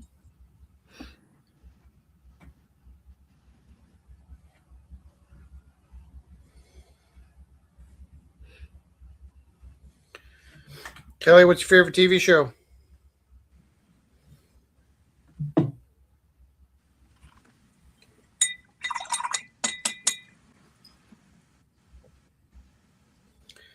I realized this morning I'm going to So rewatch. far, Fallout. What? Fallout. Fallout and what's the other one? Hostage? Oh, yeah. Hijack? Hijack. Nice. We started watching that too. But Fallout is the one. We're one episode away from the end of season 2. Nice. Then what? Then what are you going to do with your life? Wait for season 3. I am thinking that I might rewatch not the original, obviously, but the early 2000s Battlestar Galactica. Ooh. Oh, the original, the old one? No. The new one. The Yeah. one that has Jason Stamos in it. The guy who played in Miami Vice. There's no chance I know anybody's name. The Jason- guy who played the commander. I don't know. We'll look into it. The The Cylons are machines. Okay, to tell you the truth, I can tell you the names of the first show, not because I was old enough to know their names, but because I was a huge Jen and Dean fan. And the guy that played Apollo in the original Battlestar Galactica played James in Jan and Dean, Jan Barry. And the guy that played Starbuck I know him from the A Team. So even though Oh yeah, so the original one. Yeah. no, but I'm not watching the original. I'm just saying that's the one I'm not watching. Oh, okay. You're watching the other one where the Starbuck is actually a female. Yeah, and I think we met the bad lady, the bad Cylon, at the Don't Look event because she's from Alberta.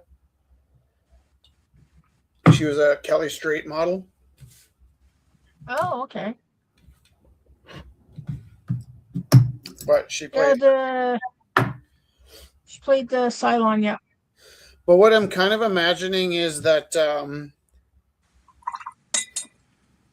So I hear so many people talking about AI, and say like, obviously, Terminator comes up a lot. But I'm interested in seeing how the Battlestar Galactica aged in the face of like ChatGPT putting me out of work for being a graphic designer. Because maybe one of the things. There's two things. I wrote a manifesto about being open to new challenges. So to follow my own manifesto and sit around complaining that AI is ruining my life is contrary to the Inclusionist manifesto. So I have that obligation. But also, I watched a lot of science fiction as a kid. And I would say there was two messages when it came to robots and artificial intelligence. One of the messages was your warning, like Terminator, where the robots realize that we're problems and they need to get rid of us. We or are problems. The Matrix, right? It's not. Yeah. That's the problem. Is they're not wrong. Yeah. In those narratives, yeah. But the other narrative was, like the Star Treks, where there would be a sentient robot, and because we're bigots, we wouldn't make room for Data to have a soul, right? So Data. So my husband likes the original Battlestar Galactica. Not the original, not the old one. The new one was Starbuck as the female. Yeah. How long ago? We're actually kind of on and off watching it. So. Well, I think I watched that in the early 2000s, and I might have watched it because there wasn't really a lot going on TV at the time. And I think I also liked Mad Men around that time. And I remember making a darn big effort to enjoy True Blood, but I couldn't stand it. And I find it interesting there's been no talk about Battlestar Galactica because I feel like right now it would be very timely. But it's almost like the zeitgeist has erased it because maybe, and this is what I'm expecting to find, I can't remember whether it was sort of like empathetic to robots taking over or judgmental of robots taking over. Because sometimes the shows will show you both sides of an idea. Right. And maybe like there's moments where you sort of feel bad for these robots and why can't we just all get along? And then there's none of that in the Terminator. You're like, get rid of them. They're evil. Well, because in the Terminator, they're just shown as guns. Right. Well, they reprogrammed Arnold Schwarzenegger. Yeah. Oh, yeah, that's right. So.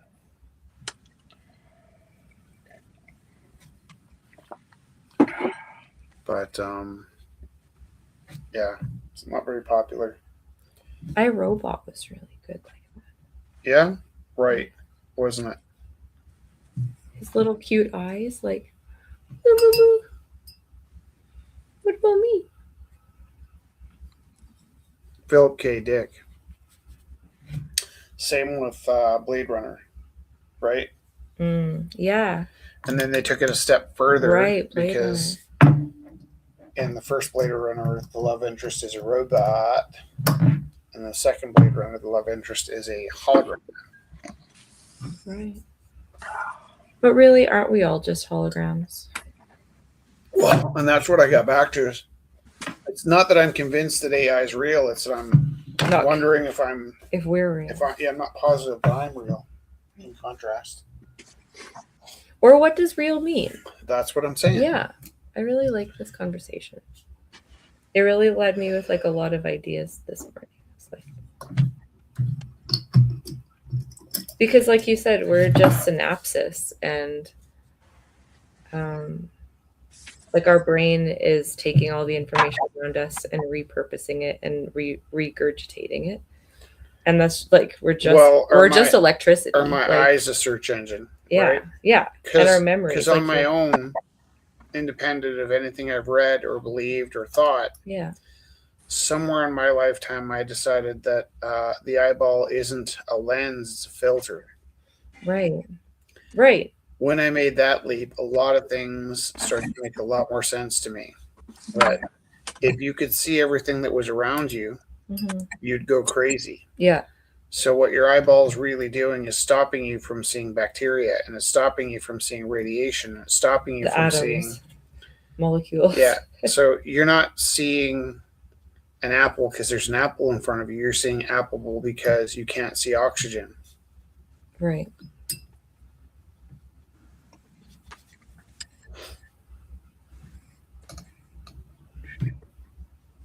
And if you could see oxygen, you couldn't see anything else. Right. And then it turns out that, you know what? We're not surrounded by oxygen. We're surrounded by nitrogen. Yeah. Did you know that? You taught me that.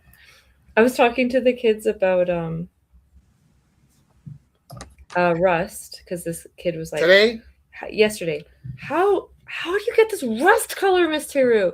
And we were talking about all the different colors that are in it. I was like, did you know that rust is just a really slow burning fire, and it gives off low amounts of light and low amounts of heat, and it's oxidation just like fire. And these grade 9 girls were like, oh my gosh, and their brains were just like exploding. Yeah. And I was like, my husband is teaching science and I'm learning so much. And we just started talking about all the stuff we were talking about. Well, I had that moment today where I showed them how to do water with the balancing equations. Yeah.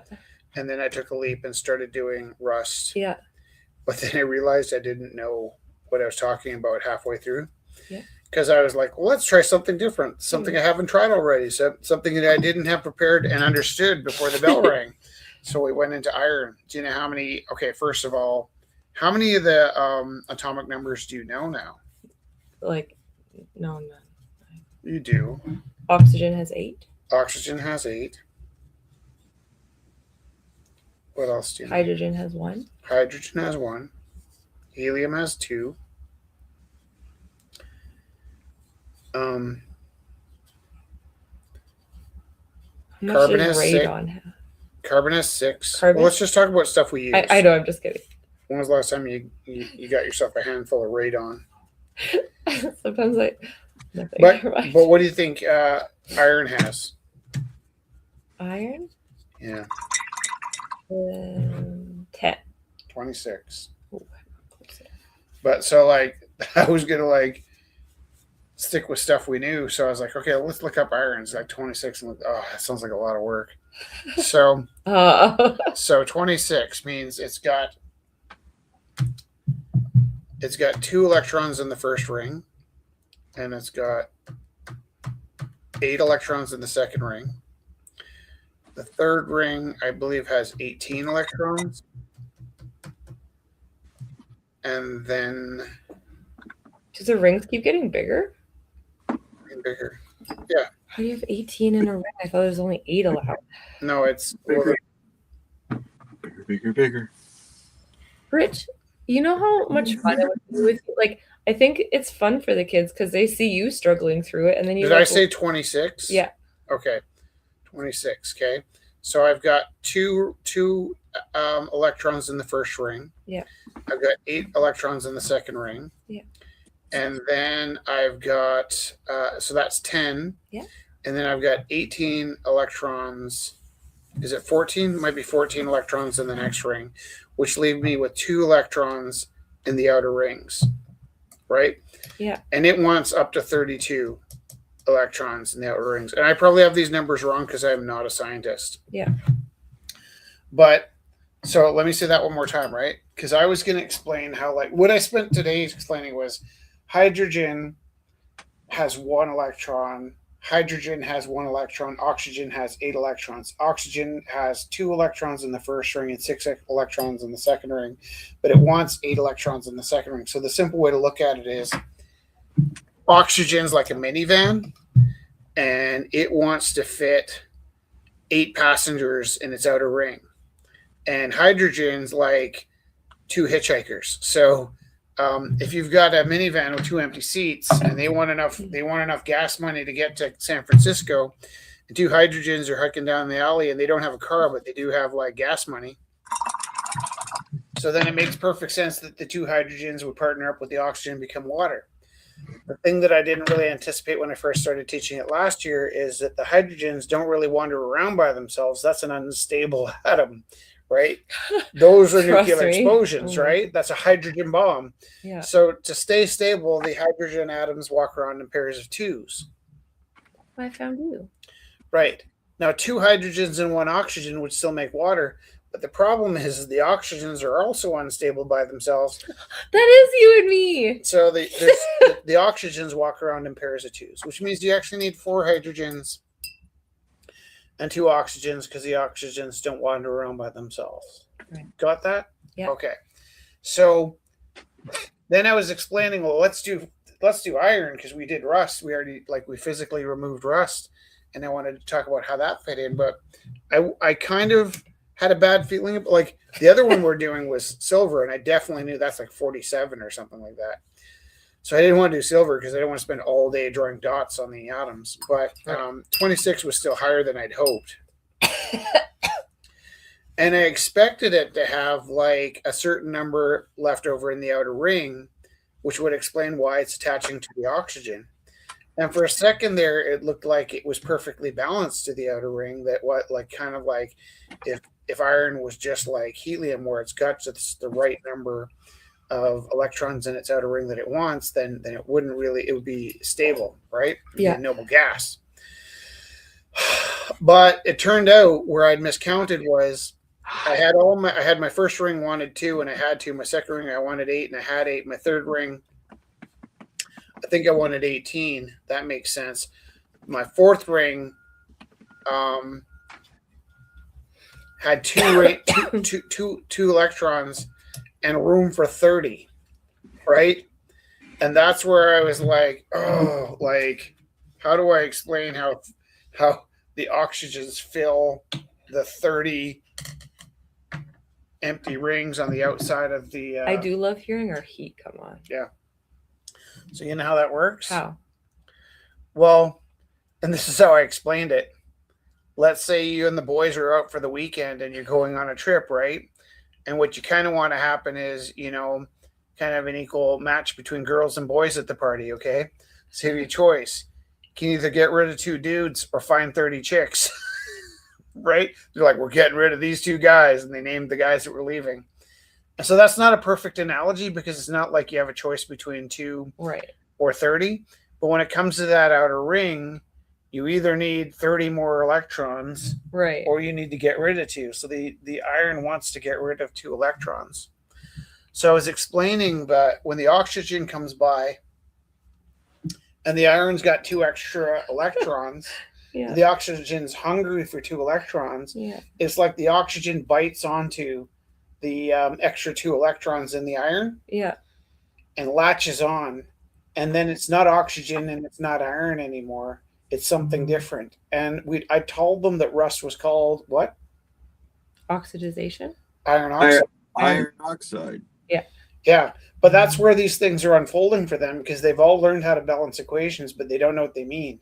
Right. Or why. And when we learned by removing the rust off the iron that it was called iron oxide, yeah, when I explained to them that the iron has 2 extra electrons and the oxygen's hungry for 2 electrons, and when it's almost like you got the iron and the oxygen comes and takes a bite out of it. It steals those 2 electrons and it becomes iron oxide, which is dry and flaky like brown dandruff or red dandruff. And then it breaks off and the wind just blows it away, and then you've got this little bite mark taken out of the iron, which is what we call rust, right? So I explained to this one kid, it's like a tick.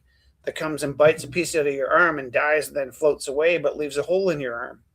And he's like, whoa, that's a good explanation. And so the other thing I noticed about my kids is I can teach them anything, but only the 2 kids that are sitting closest to me. Meaning if I've got 10 kids in the class and I'm explaining this, I've got 2 kids sitting next to me and they're totally following it. Engaged, yeah. Then there's 4 kids sitting behind, sort of closer. It's like the electrons. Yeah, and they're kind of not getting it. Yeah. And then I've got 6 kids near the outer edges of the room that don't get it at all. And if I keep moving around the room and keep repeating it, and I just tell them, I'm going to tell you this over and over again until it makes sense. Because right now, I think it kind of makes sense to you. It doesn't even make sense to me. And I think that's my gift, is I'm looking at going, who the hell cares? And then I finally realize, oh, this is, and like, I'm like playing down, like, this is how, and we're like looking stuff up and I'm typing stuff in. It's like, oh, like iron oxide. And they all went, whoa, like iron oxide. And then in a way, it's so simple and obvious, but in a way, they've never connected the formulas they had to do to the rust on their bicycle. Right. And that's where it starts to become really interesting, because somehow we make these like I'm going to be honest, I taught this for a whole year before I realized the oxygens aren't floating around by themselves, right? The first time I taught it, I don't think I taught it wrong, but I hadn't really grasped like the heaviness of oxygens don't go alone, right? And I used us as an example. I'm like, there's places, there's nowhere on my block that I'm afraid to go by myself, but 3 blocks from my house, Jessica and Felix don't go out by themselves, right? Yeah. Like we go out in small groups. Yeah. And that way, if we were going to attach or reattach or do whatever, we have to do it in a certain way that makes sense, because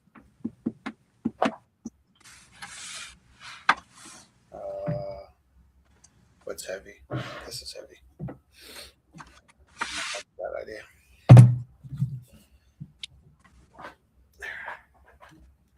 I just had like a arc. Oh, yeah. And I didn't want it to form a drip. Yeah, I understand. I'm going to have an art show soon to get rid of these paintings.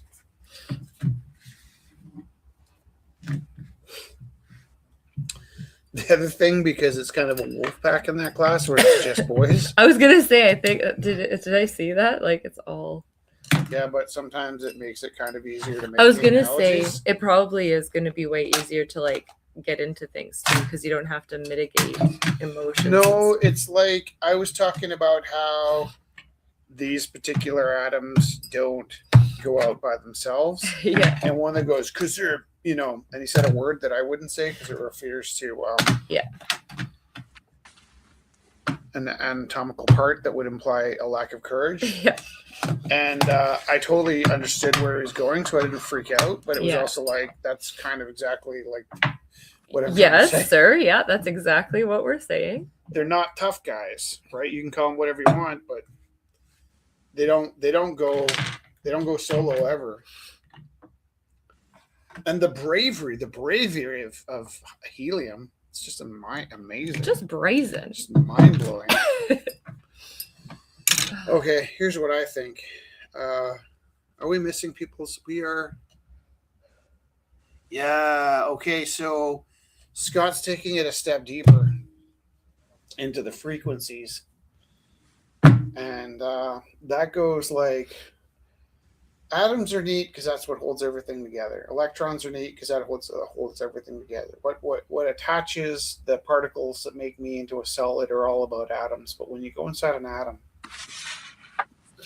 and at the size of a string theory, the strings are like one-dimensional, and so small that like I tried to get an idea how big a string in string theory would be. And it had to do like an atom compared to the Milky Way, right? And you can't really understand how small an atom is. Your brain's just not wired for certain things. Like you can count to 5 I can put 5 fingers up without counting. I can put 6 dots, 5 dots, 4 dots. And because of dice, we can perceive right. Up until about 7, we start having to use our fingers to count, right? Yeah. So to imagine what 10 looks like, well, then I put two hands together, right? To imagine what 20 looks like, I could put both hands and my feet together. To picture what 100 looks like, what do you picture when you try and think of 100? A stack of pennies is Two about classes. this big. Right, yeah, for sure. Like 100 is like a third of my school, right? Or all the seats in the gym. 500, I would see that. How do I see 500? That's my school. Yeah, okay, I can see 500. Yeah. All the kids in the 1,000 is field. half of the high school I went to. 2,000 is easy. It's the number of kids that went to my high school, all gathered in one spot. Like in the field or something. 10,000 starts to get harder to see, Yeah. but you can see a portion of a soccer stadium. But the difference between like 40,000 and 50,000, your brain can't perceive, right? You can't glance at 40,000 and 50,000 and go, that one looks like 40,000 people. I guess at the point where you can't really see the size in the humans, you start to lose it. 1,000,000's kind of an interesting thing because I took a piece of graph paper, you know, the graph paper, the squares are like this, and I taped a piece of graph. Sorry, I took a piece of graph paper and then this square that's like, what is it, like a half a centimeter? It's a centimeter by centimeter. Not like baby graph paper. Oh. You know, like the typical graph. Like regular graph paper. It's about half a centimeter. Maybe four squares per centimeter. Does that seem about right? Yeah. But at that level, where like when your graph cubes are about, you know, the width of like the space between your nostrils or something, then at a meter, I think it worked out to like 10,000 or something. Yeah. And 1,000,000 was essentially my school cafeteria or a good 75% of my gym. Right? That's how much you'd have to cover to see 1,000 or 1,000,000. And then I once tried to visualize what all the water in the world would look like. And I had to imagine, you know what I did? I built it off the Terry Fox run. I said if basically the Terry Fox run was extruded into a cube, yeah, that would be like one unit. So picture like the loop you do for the Terry Fox run. Yeah. And then try and imagine that cubed, and then imagine like this many of those is like as far as you can see. Yeah. And that high up, right? You start to get. I saw Bobby said hi. Bobby? Yeah, he said hi everyone. But I was looking. I don't know why it didn't come up here. Well, maybe he's probably on the Clubhouse page. I think they all should come up here, though. Well, you know what? We get a certain number of views on each page. Yeah. And actually, even when we get the 13,000 views at the end of the week, that's taking account the other places we show. Right. That's right. That's pretty cool. Hey, Theo, did you yawn? I did. Me too. Are you as tired as I am? I'm always tired. Let's abort this mission. Abort. Let's just call it let's just smack my bubby and call it a wubby. It's time to sink the noodle. What are you saying? Here. It's time to pull the saddle off the horse. Pull the saddle off the horse. You know what? Down on your mat sack. It makes no sense at all. After a long weekend, the toilet in my staff room has like 5 toilets. The one toilet that's closest to the door into the staff room has hot water in it. And the longer that toilet sits unused, the warmer that water gets, and especially when it's cold out. I got to school, and I must have been the first person this morning to use this toilet, but it was like sitting over top of a kettle, and I could feel the toilet steaming, and I was like, how is it that I'm the only person in the school that knows we have hot water in one of our toilets? Cool. Seems somebody got a pipe wrong. Makes me wonder how clean the drinking water is. I'm not saying that the toilet and the drinking water are connected. It makes you wonder. If they're pumping hot water into the toilet, what else is wrong? Are you going to sing us a song? Yes. What is it? Well, I got a question. Yeah, which one? Would you like one? Yeah, I have something in mind, if you're interested. Yeah. Johnny Cash. Oh, yeah? Sung from the Folsom Prison. Which song? Folsom Prison. I hear the train. Okay. I didn't mean to say okay to stop you. Sorry. What do you mean? I understood the Yeah. assignment. I hear the train a comin', it's rollin' around the bend, and I ain't seen the sunshine since I don't know when. I'm stuck in Folsom Prison, and time keeps dragging on, but that train keeps a rollin' on down to San Antonio. When I was just a baby, my mama told me, son, always be a good boy, don't ever play with guns. But I shot a man in Reno just to watch him die. He shot a man in Reno just to watch him die.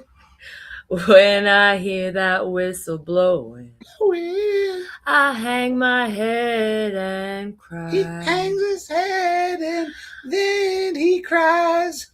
I bet there's rich folks eating in a fancy dining car.